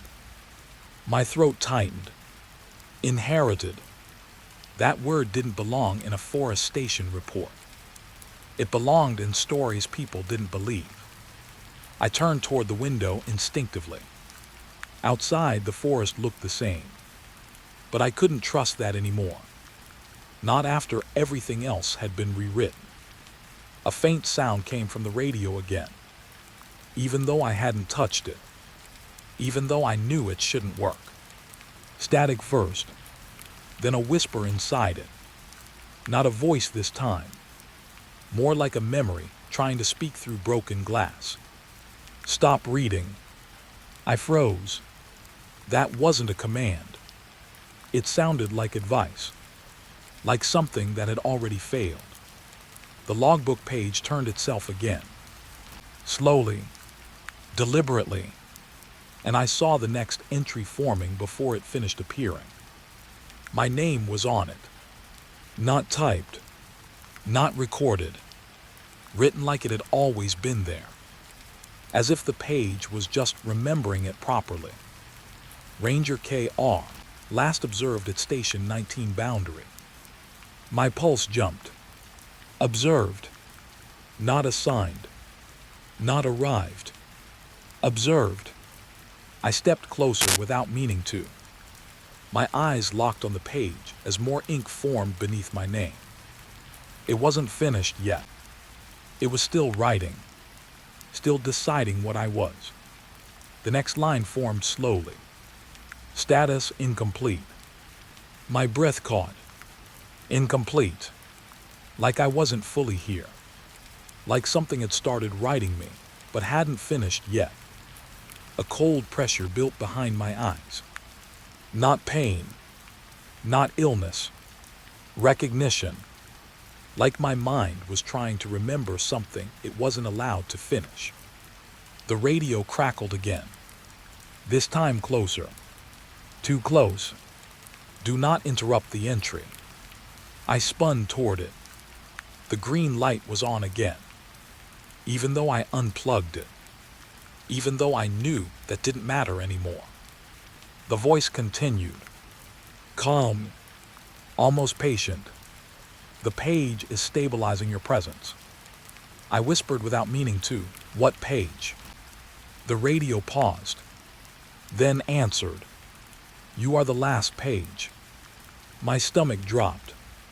I stepped back so fast I almost hit the wall. The cabin felt smaller again. Not physically. Structurally. Like space itself was folding inward around that sentence. The logbook turned another page. And now there were no older entries. Only blank space ahead. Waiting. I reached out instinctively and slammed it shut. Hard. The sound echoed. Too loud. Too final. For a second, everything stopped. No radio. No wind. No forest. Just silence so complete it felt like pressure in my ears. Then, a faint scratch came from inside the closed book. Not outside. Inside. Like something was still writing even though I stopped it from being seen. I didn't open it. I couldn't. But the scratching continued. Slow. Steady. And then I realized something worse. It wasn't random. It had rhythm. Like handwriting. Like sentences forming in darkness. The radio spoke again. But now it sounded different. Strained. Like it was trying not to break. Page instability detected. I stared at the logbook. My hand hovered above it. I didn't want to touch it again. But I already knew I would. because the scratching inside it changed. It said something now, not in words I could hear, but in structure I could understand. It was repeating my actions, in real time, writing what I was thinking before I thought it fully. My breathing, my hesitation, my fear, all becoming text before I could contain it. The radio suddenly hissed louder. Stop feeding it observation. I frowned. Feeding it. The voice didn't answer directly. Instead, it said something worse. Everything you notice becomes permanent. My eyes darted to the window, to the trees, to the darkness outside. And for the first time, I was afraid to look at anything clearly, because if I saw it, it would stay. Behind me, the logbook opened again, even though I hadn't touched it, even though I didn't want it to. The scratching stopped. A new line formed instantly. Faster now, like it had finally stopped pretending. Final entry in progress. My chest tightened. I turned slowly. The page was filling itself rapidly now. No pauses, no hesitation, like it had been waiting for this moment the entire time. The radio spoke one last time, but now it sounded tired, not malicious, not distant, just exhausted. You should not have reached the last entry. I whispered, what happens if I finish it? The radio went silent for a second, then answered softly. Then there is no one left to read it. My hand moved before I decided to move it. I don't remember choosing. I only remember the feeling of the book opening under my fingers. The page was almost full. Only one line left incomplete. And as I watched it form, I understood something I shouldn't have. It wasn't describing me. It was becoming me. The last sentence started writing itself slowly, carefully, as if afraid of its own ending. Ranger KR remains at Station 19 because. It stopped. Right there. Incomplete. Waiting. The room felt wrong again, like it was holding its breath with me. I stepped back slowly. The radio clicked one final time. And in that final second of silence, I understood the most terrifying part. The entry wasn't finished because I was still here, still watching, still existing inside the sentence that was trying to complete me. And somewhere outside the cabin, the forest began to move again. Not randomly, not shifting, but aligning itself, like it was waiting for the last word to be written, so everything could finally become true. The road was not there yesterday, I swear on that. My tires were already halfway on it before I even understood what I was looking at. A narrow strip of black asphalt cutting through dense forest like someone had stitched the trees open and forced a path inside. My GPS flickered once, then went blank. No signal, no road name, just empty green screen. And the worst part, my map was still showing a straight highway. So what was I driving on? I slowed the car, hands tight on the steering wheel. The engine sound suddenly felt too loud, like it didn't belong here. The forest on both sides stood too still. No birds, no wind, nothing. Just trees watching. I checked my phone again. Still no signal, but the battery dropped 1% instantly, like something had taken it. That's when I noticed the first strange thing. The road behind me was gone. I turned in my seat. My headlights cut into darkness, but there was no clear line of road anymore. Just forest swallowing everything like it had never been opened in the first place. My throat went dry. I whispered to myself, okay, that's not possible. But I kept driving forward anyway. Because what else do you do when the only way out disappears behind you? The road twisted slightly uphill. The trees leaned closer now, branches hanging low like bent fingers trying to touch my car. Every few seconds, I thought I saw movement between them. Not animals, something slower. Watching. I tried the radio. Static. Just a flat hiss like the air itself was broken. Then it changed. A voice came through. Low, distorted. Turn back. I froze so hard my foot lifted off the accelerator. The voice didn't sound like it was coming from a station. It sounded close, like it was inside the car for a second. I turned the volume down slowly, heart hammering. And then the radio stopped completely. Silence again. But silence didn't feel safe anymore. The road curved again, and I saw something ahead that made me press the brake without thinking. A road sign. Old wood, half-rotted. It wasn't supposed to be there. I stepped out of the car slowly, my shoes crunching gravel that felt too soft, almost damp. The air smelled wrong, not fresh forest air, something older, like wet metal buried under soil. The sign was barely readable, but I saw it. No return route. Below it, scratched deep into the wood, were more words, fresh ones, still dark. You are on it now. My stomach dropped. I stepped back instantly, like the sign had moved closer. That's when I noticed something worse. My car was slightly further away than I left it. I stared at it. No, I didn't move that far. But the distance had changed, just a little, enough to notice, enough to make my brain feel wrong. I walked back quickly and got inside, locking the doors. My hands were shaking now, not from cold, from something I couldn't explain. I checked the mirrors. Empty road behind me. But for a split second, I thought I saw footprints forming on the asphalt, approaching my car. I blinked. They were gone. I forced myself to breathe. In, out, normal, think logically. Maybe I took a wrong turn. Maybe this is an unmarked logging road. Maybe my GPS is just glitching. But then I saw something on my dashboard. The compass was spinning. Not slowly. Violently. Like it couldn't decide where north existed anymore. I kept driving. Minutes passed, or maybe longer. Time started slipping in a way I couldn't track.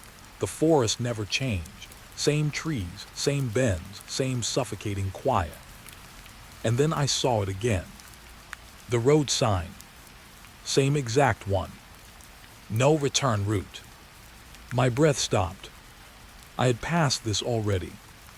I'm sure of it. I drove faster, tires biting into the road. My chest tightened as I tried to escape the feeling that I wasn't moving forward at all. The forest started to blur slightly at the edges, like reality was rubbing away. Then the radio crackled again. Same voice. Closer now. Don't stop. I looked around inside the car. No one is here, I said out loud, trying to anchor myself. But the voice continued. You already stopped once. My foot instinctively lifted off the gas. That's when I realized something. I didn't remember stopping, but my fuel gauge had dropped. A lot. Like I had been driving longer than I could remember. The road dipped downward suddenly. The trees opened slightly ahead, revealing something that made my stomach twist again. A house. No. A cabin. Old wooden, half hidden in fog. And something about it felt familiar. Like I had already been there. Even though I knew I hadn't. The engine started to slow on its own. I pressed the accelerator. Nothing changed. The car rolled forward anyway, like the road was pulling me instead of the engine pushing me. My hands gripped the wheel so hard it hurt. And then I saw something in the rearview mirror. A second road sign. But this one wasn't behind me. It was inside the car. Reflected. Right over my shoulder. I turned instantly. Nothing, just empty back seat. But the mirror still showed it. I swallowed hard. My voice came out weaker than I expected. What do you want from me? The radio turned on by itself. This time no static. Just one sentence. Clear. Calm. You arrived earlier than the others. The car stopped right in front of the cabin. Engine dead. Lights flickering. And for the first time, I noticed something worse than everything before. There were tire tracks leading out of the cabin. Fresh ones, as if someone had just left. But the tracks didn't go into the forest. They looped back toward the road I came from. Back toward me. My chest tightened as I looked at the cabin door. It was slightly open. And inside, a dim light was on. Waiting. I don't know why, but I stepped out. My legs moved before my mind agreed. The forest behind me was silent again, too silent, like it was holding its breath. I walked closer to the cabin. Each step felt heavier than the last. And just before I reached the door, I heard it. From inside, a radio voice. Soft, broken, repeating something I didn't understand yet. But it sounded like my own voice, calling me in. And right then, I realized something I didn't want to understand. The road didn't appear to take me somewhere. It appeared because I was already supposed to arrive. The door creaked a little wider on its own. And inside the cabin, something was already sitting in my chair. The clock hit 11:59 p.m., and the forest changed its breathing. I don't know how else to say it. The wind stopped first, not slowed, stopped completely, like someone had grabbed the world and muted it. My car was parked on a dirt stretch that wasn't on any map I had seen earlier. I kept checking my GPS anyway, like it might suddenly feel guilty and start working again. It didn't. Just a blank screen, no signal, no roads, no nothing. Then the minute changed. 12:00 a.m. And that's when I saw it. The cabin appeared. Not far away, not hidden. Just there. As if it had always been standing in that exact spot, and my brain was the one forgetting it. My breath caught in my throat. I whispered without meaning to, that wasn't there. But I already knew something worse. It wasn't just that it appeared. It was that it appeared exactly at midnight. Like it was waiting for that time. The cabin was lit from inside. Warm yellow light spilled through every window. Soft, calm, almost inviting. That made it worse. Because nothing in this forest had been alive a minute ago. Now it looked like someone was inside, living a normal life. Like I was the strange one for noticing. I stayed in the car. 10 seconds. 20. Nothing moved. No shadows, no figures passing the windows. Just steady light. And then I noticed something that made my stomach tight. The light wasn't flickering. It wasn't firelight. It was too stable. Too perfect. Like it was artificial or controlled. My hand slowly reached for the door handle. Then stopped. I don't know why I hesitated. Maybe instinct. Maybe something deeper than instinct. Because I realized something else. There were footprints outside the cabin. Fresh ones. Leading in. And then none coming out. I swallowed hard and stepped out anyway. The moment my feet touched the ground, the silence pressed on me harder. It wasn't just quiet anymore. It felt like the forest was watching me breathe. Each step toward the cabin felt heavier than the last, like the ground didn't want me going forward. The light from the windows grew brighter as I got closer, but it didn't cast shadows the right way. That was the second wrong thing. The trees behind me should have been casting shadows toward the cabin. But they were. The shadows were pointing away. Like the light inside wasn't coming from the cabin at all. Like it was coming from me. I stopped walking for a second. My chest tightened. "Okay, think," I whispered. "It's just a cabin, just a building." But my voice sounded wrong here. Too loud. Like it didn't belong in this place. Then I heard it. A soft sound from inside. A chair moving. Slow, careful. Like someone had just stood up. I froze. My eyes locked on the window. Nothing visible. But the light inside shifted slightly, like something had blocked it for half a second. A shape. I couldn't tell if it was a person, or just the idea of one. My pulse spiked. I took another step closer. And that's when I saw the door. It was already open. Just a few inches.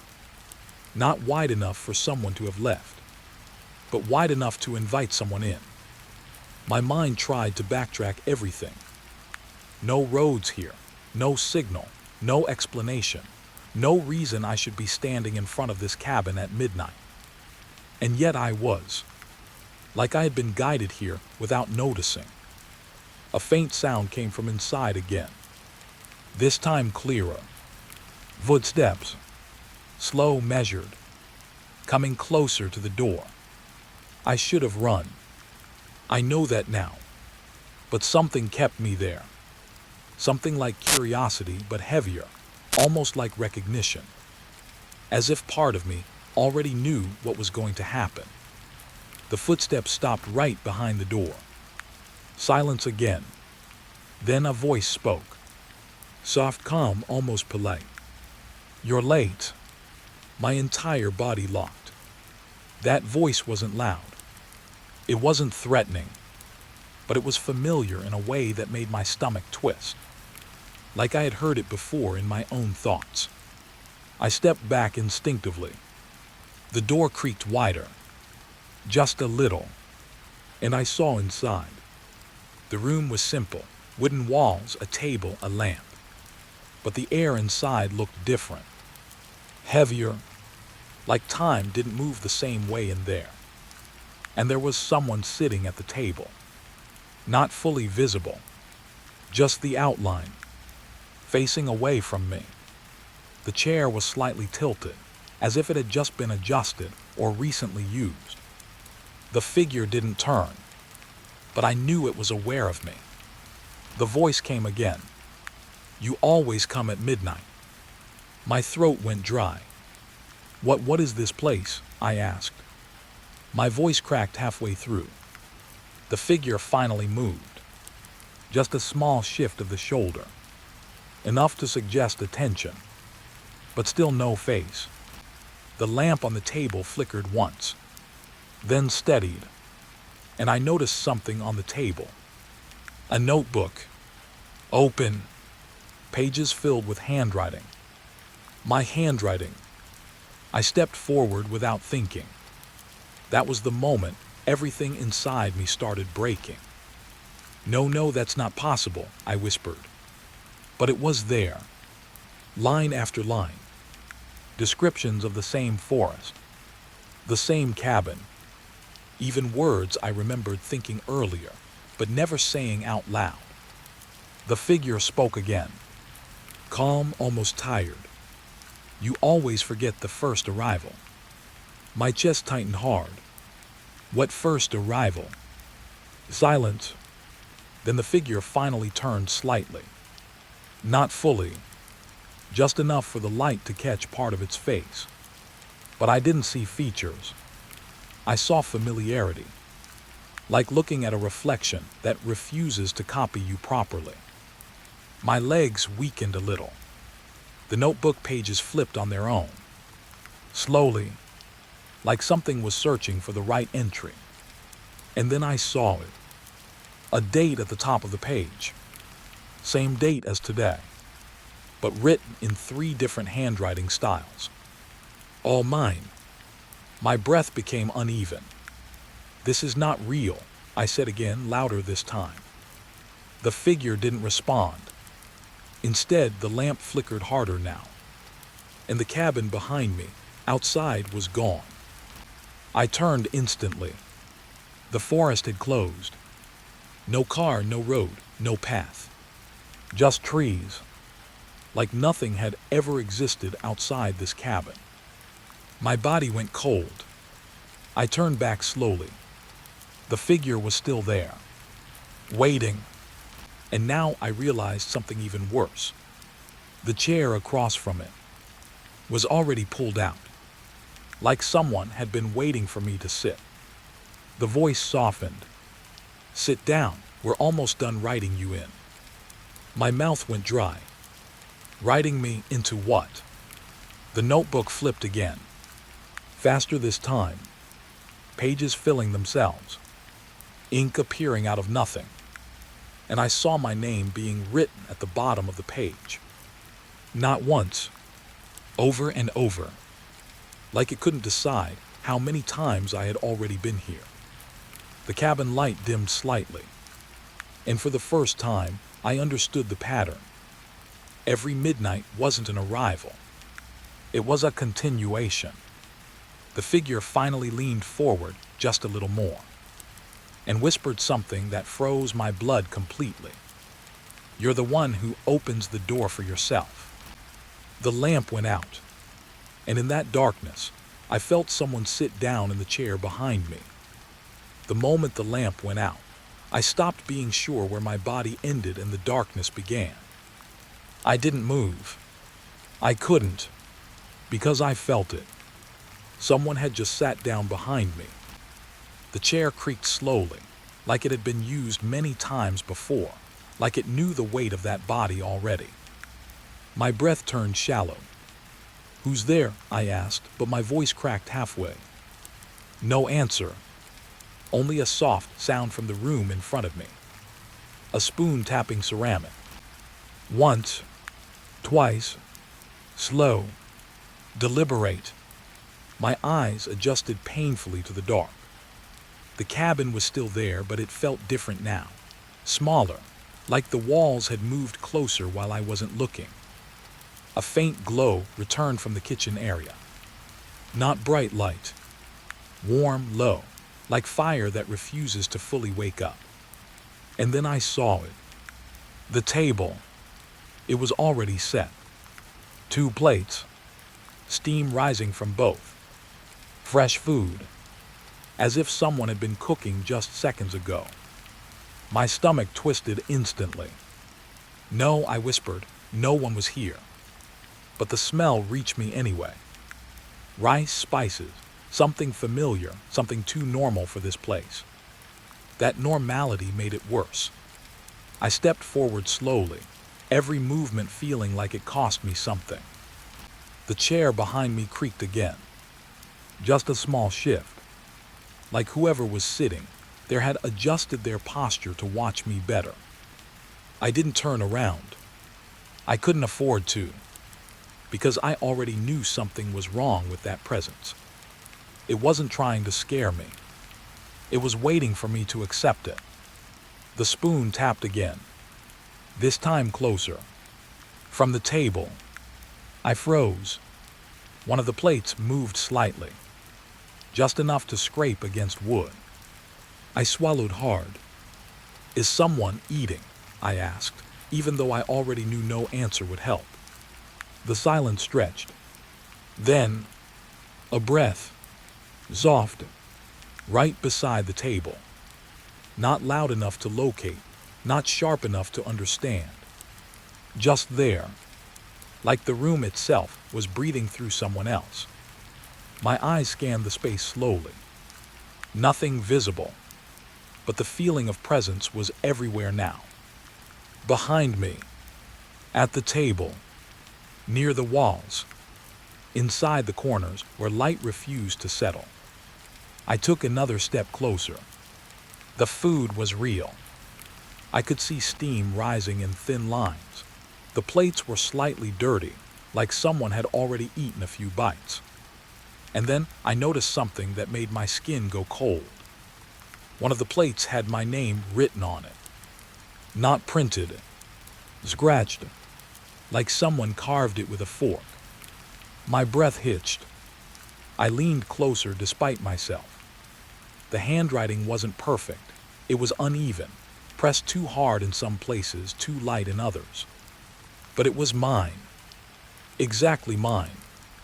The spoon tapped again, now from the second plate. And that one had another name. Also mine, but written differently. Like two versions of me had written it at different times. My hands trembled.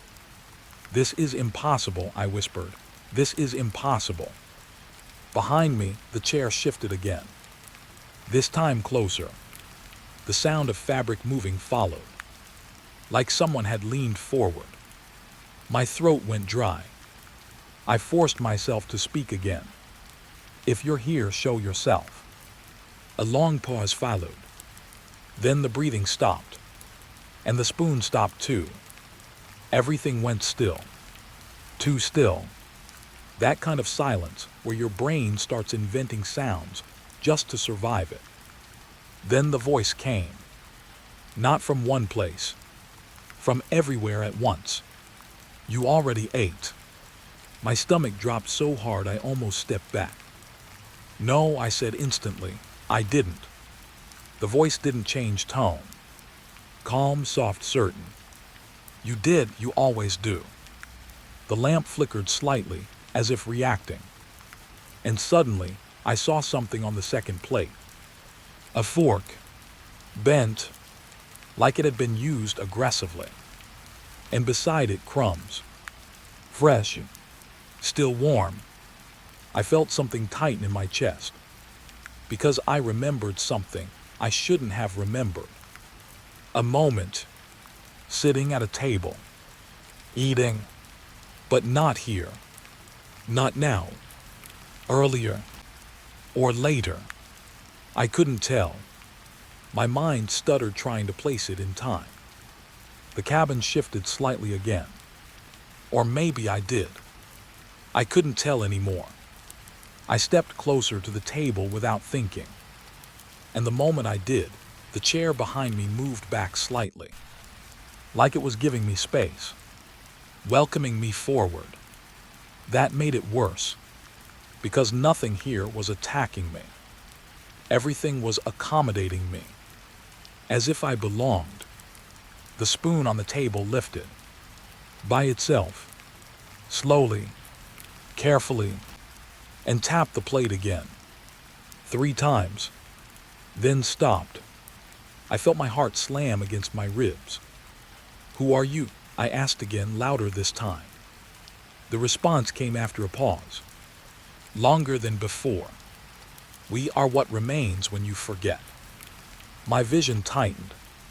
The air in the cabin felt heavier now, like humidity had turned into pressure. I looked down at the plate again, and saw something new. Steam rising from the food was forming shapes. Not random shapes. Letters, slowly forming words in the air above the plate. I leaned closer despite my fear. The words sharpened. "You come here to continue." My legs went slightly weak. I stepped back immediately. The chair behind me creaked again. Closer, now almost touching me. I didn't turn, but I felt it. The presence leaning forward, watching me read something I wasn't ready to understand. The lamp flickered again, and suddenly the food on both plates changed. Not slightly, completely. The rice turned darker, the steam turned cold, and the smell shifted from warm spices to something metallic, like old blood hidden under wood. I gagged slightly and stepped back further. "That's not food," I whispered. The voice returned instantly. "It is what you leave behind." My breathing quickened. "No, I don't understand any of this." A soft sound came from the chair behind me, like someone smiling without breath. Then, a new sound. Footsteps. Not from outside. Inside the cabin. But there was no one else visible. The footsteps circled the table slowly. Around me. I turned my head slightly, just enough to track them. Nothing there. But the sound continued. Closer to the plates now. And then, a hand appeared, resting on the table. Not fully formed at first. Just a shadow becoming solid. Fingers pressing into the wood like it was remembering how to exist. I froze completely. The hand didn't move. It just stayed there, waiting. Then another hand appeared on the opposite side of the table. Both mine, but not mine. I stepped back so fast I hit the chair behind me. The chair didn't move this time.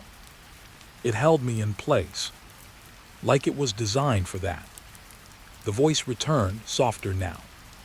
You don't need to remember everything. A pause. Only what you repeat. My head started spinning. The cabin felt like it was looping inside itself. The table, the chairs, the steam, the hands, everything felt like it had already happened before I arrived. Or after I left. Time didn't feel like time anymore. The chair behind me creaked one final time. And something leaned close to my ear. No breath this time. Just words. You are almost finished eating tonight's version of yourself. The lamp flickered violently. And in that split second of light, I saw the chair behind me clearly. It wasn't empty. And I finally understood the worst part. The second plate wasn't for another person. It was for the version of me that hadn't arrived yet. The one still on its way.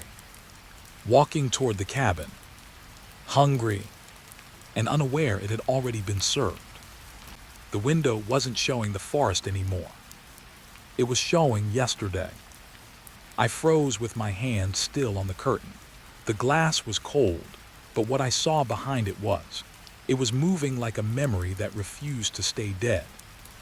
The same trees stood outside, but older, damaged. Wind bent them in a way that didn't match the air I could feel on my skin. I stepped closer without meaning to. And that's when I saw myself. Not now, not here. Yesterday. I was walking past the cabin in the reflection.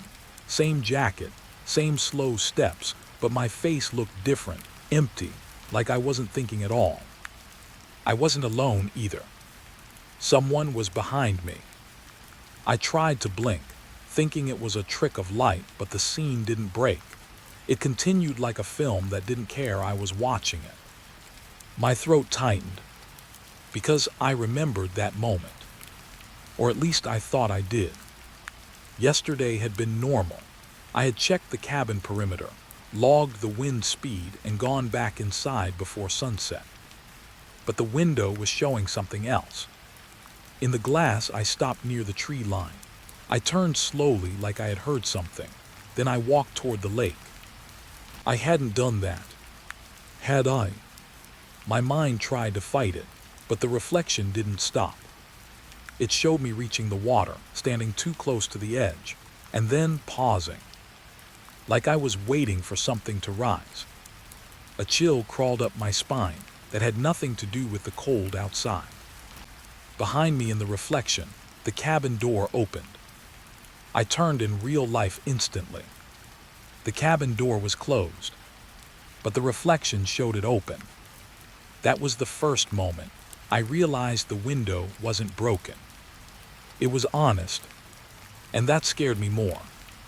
I leaned closer, breathing shallow now, trying to understand what I was seeing.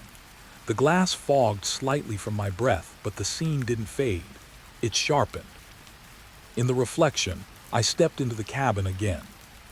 Except I never left. My stomach dropped, because now I saw inside the reflected version of the cabin. A table was set. Food, steam rising. Plates arranged neatly like someone was waiting for a guest. I felt my mouth go dry. I had never set a table like that.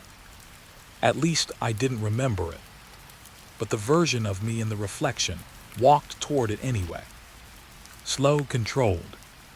like I already knew what was coming. And then I saw something worse. Someone was sitting at the table. Only their back was visible, still straight, waiting. I stepped back from the window so fast, I almost hit the wall behind me. My heartbeat was loud in my ears now, too loud, like it didn't belong in the cabin anymore. I whispered without meaning to, "No, no, that's not real." But the reflection didn't care. It kept going. The version of me sat down across from the figure. The chair creaked in a way I could almost hear through the glass. Then the figure lifted its head slightly. Not enough to see its face, just enough to show it was aware, watching me watch it. My hands started shaking. I looked away for a second, just 1 second, and when I looked back, the reflection had changed again. Now it was nighttime in the glass, but outside my cabin it was still early evening. That shouldn't have been possible, unless time itself was not the same here. The reflected version of me was now standing again, staring at the table. The food was gone, replaced with something darker, something I didn't want to focus on. My brain refused to process it fully, but the smell hit me anyway. Rot, warm and fresh, like it had just started. I gagged and stepped away. And that's when I noticed the writing on the window. At first I thought it was condensation, random marks. But then it moved, slowly forming letters. Not from outside, from inside the glass. You already saw this. I stumbled back, knocking into the table behind me. The message stayed for a few seconds, then faded like it had never existed. My mouth went dry again. I forced myself to look once more. The reflection was calm now, almost peaceful. But the cabin inside it was different again. Now the table was empty, except for one plate. And on that plate, a radio. My radio. The one sitting on my desk right now. I turned slowly. It was still there, right where I left it. But in the window, the radio was crackling. And then I heard it. A faint voice came through the reflection. Not from my radio in reality. From the one in the glass. "You shouldn't be watching this." The voice was broken, thin, like it was coming through water. I stepped forward again, against my better judgment. "Who is this?" I whispered. The radio in the reflection hissed. Then the voice answered. "You already answered that yesterday." My skin went cold, because I didn't remember answering anything. The reflected version of me reached toward the radio on the table. And in that exact moment, my real radio crackled. Once, twice, then it turned itself on. I didn't touch it. The sound filled the cabin like something waking up. And the voice came through both at once now. Real and reflected overlapping. "Don't open the door when it knocks." My breath stopped. Knocking. I turned sharply toward the cabin door. Nothing. Silence. But in the window behind me, the reflected me was already looking at the door too. Waiting. Like it had heard it first. The knock came. Once. Soft. Not loud enough to be a threat, but wrong enough to make my stomach drop. I didn't move. Neither did the reflection of me. Another knock.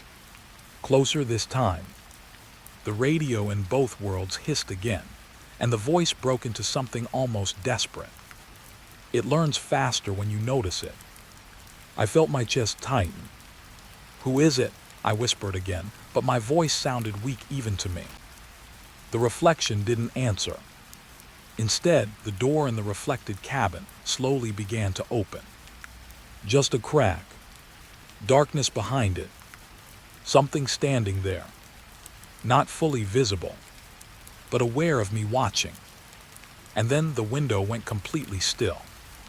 No reflection of movement. No sound. just my face staring back at me. Alone now, except for the faintest detail I hadn't noticed before. In the reflection, I wasn't blinking, even though I was. I stepped back slowly, unable to look away. And as I did, the radio behind me clicked off on its own. Total silence fell inside the cabin. Too clean, too controlled, like something had just shut the world down. And then the glass whispered one last thing. Not written, not spoken, but understood. Tomorrow is already here. The reflection darkened, and for the first time, it didn't show me anymore. It wasn't just my cabin anymore. That thought hit me harder than the cold. Because the moment the window went dark, I started noticing the pattern.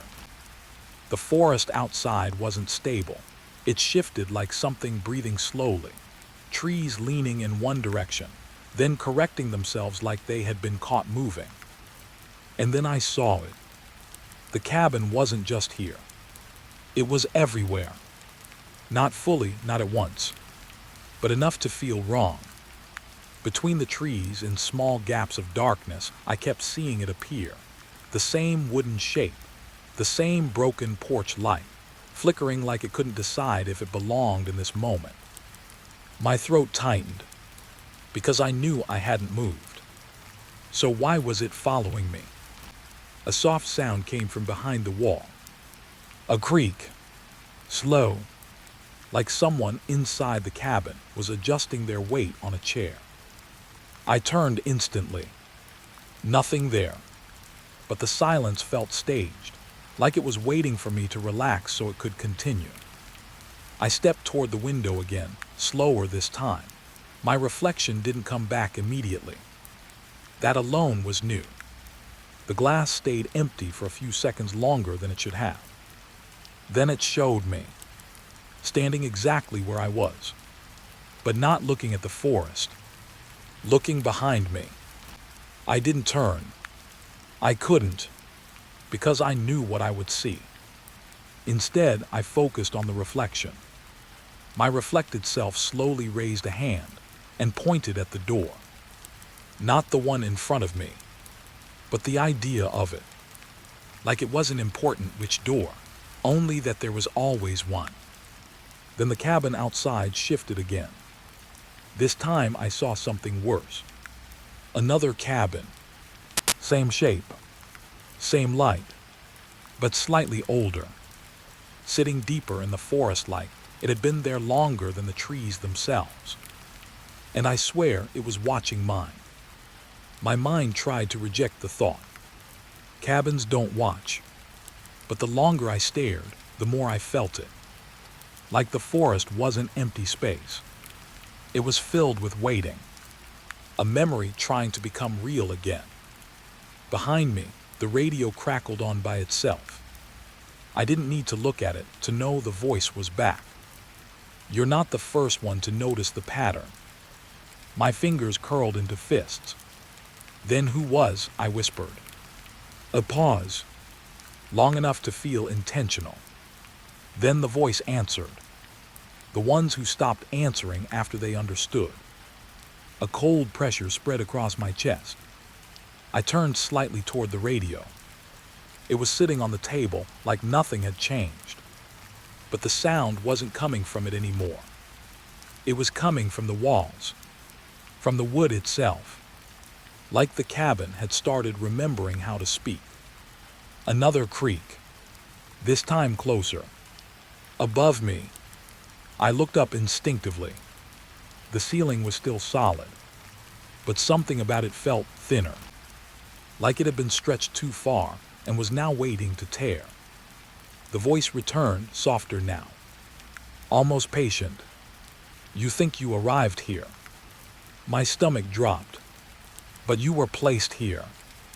A sudden knock hit the door. Harder than before. Not random. Not distant. Intentional. I froze. The radio hissed again. And for a split second, I thought I heard multiple voices underneath it. Not one, not two, many, all speaking at once but never forming words clearly. Just pressure, just noise that felt like memory trying to escape. Another knock, this time slower, measured, like whoever was outside had learned I was listening. I stepped back without realizing it. My heel hit the table. Something fell. A logbook. I hadn't seen it there before. It hit the floor open. Pages already filled. My name wasn't on the first line, but my handwriting was. I stared at it. My hands started shaking again. No, I whispered, because I didn't remember writing any of it. But the pages looked lived in, smudged, rewritten, corrected. Like the book had been edited by someone who knew me better than I knew myself. I bent down slowly, and the words on the page shifted while I watched. Not flipping, not turning, changing. The ink moved like it was still wet.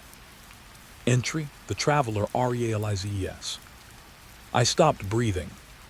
The next line appeared beneath it. The cabin is not a place, it is a response. Another knock. Closer. I looked toward the door again, and this time I noticed something new. The light under it wasn't steady. It was pulsing, like breathing. In, out, in, out. The logbook turned another page on its own. I didn't touch it. The cabin appears when someone asks a question they were not meant to ask. My mouth went dry. What question? I whispered. The logbook answered immediately. You are already asking it. The radio exploded into static, loud enough that I covered my ears. But the sound wasn't just noise anymore. It had rhythm, like a language trying to stabilize. Then through the static, a single phrase broke through clearly. Which version of you arrived? My blood went cold. The knocking stopped. Complete silence followed. Worse than sound, because silence meant listening. I stepped toward the door. I didn't want to, but something inside me needed to confirm what was already forming in my mind. The cabin wasn't reacting to me. It was testing me.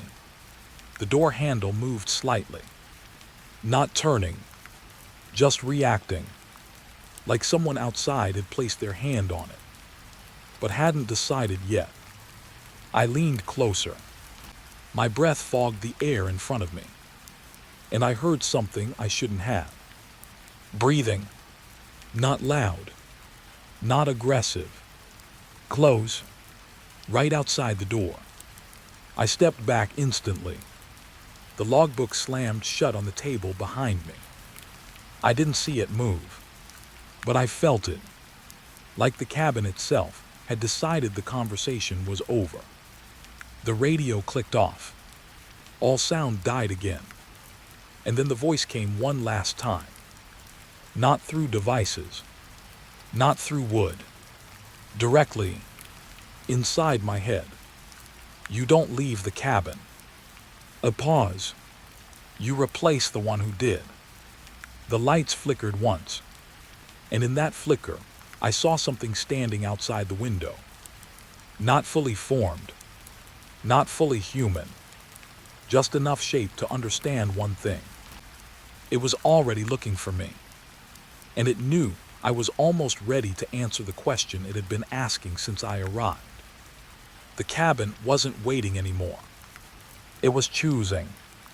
And for the first time, I wasn't sure if I was the traveler or the next empty logbook entry waiting to be written.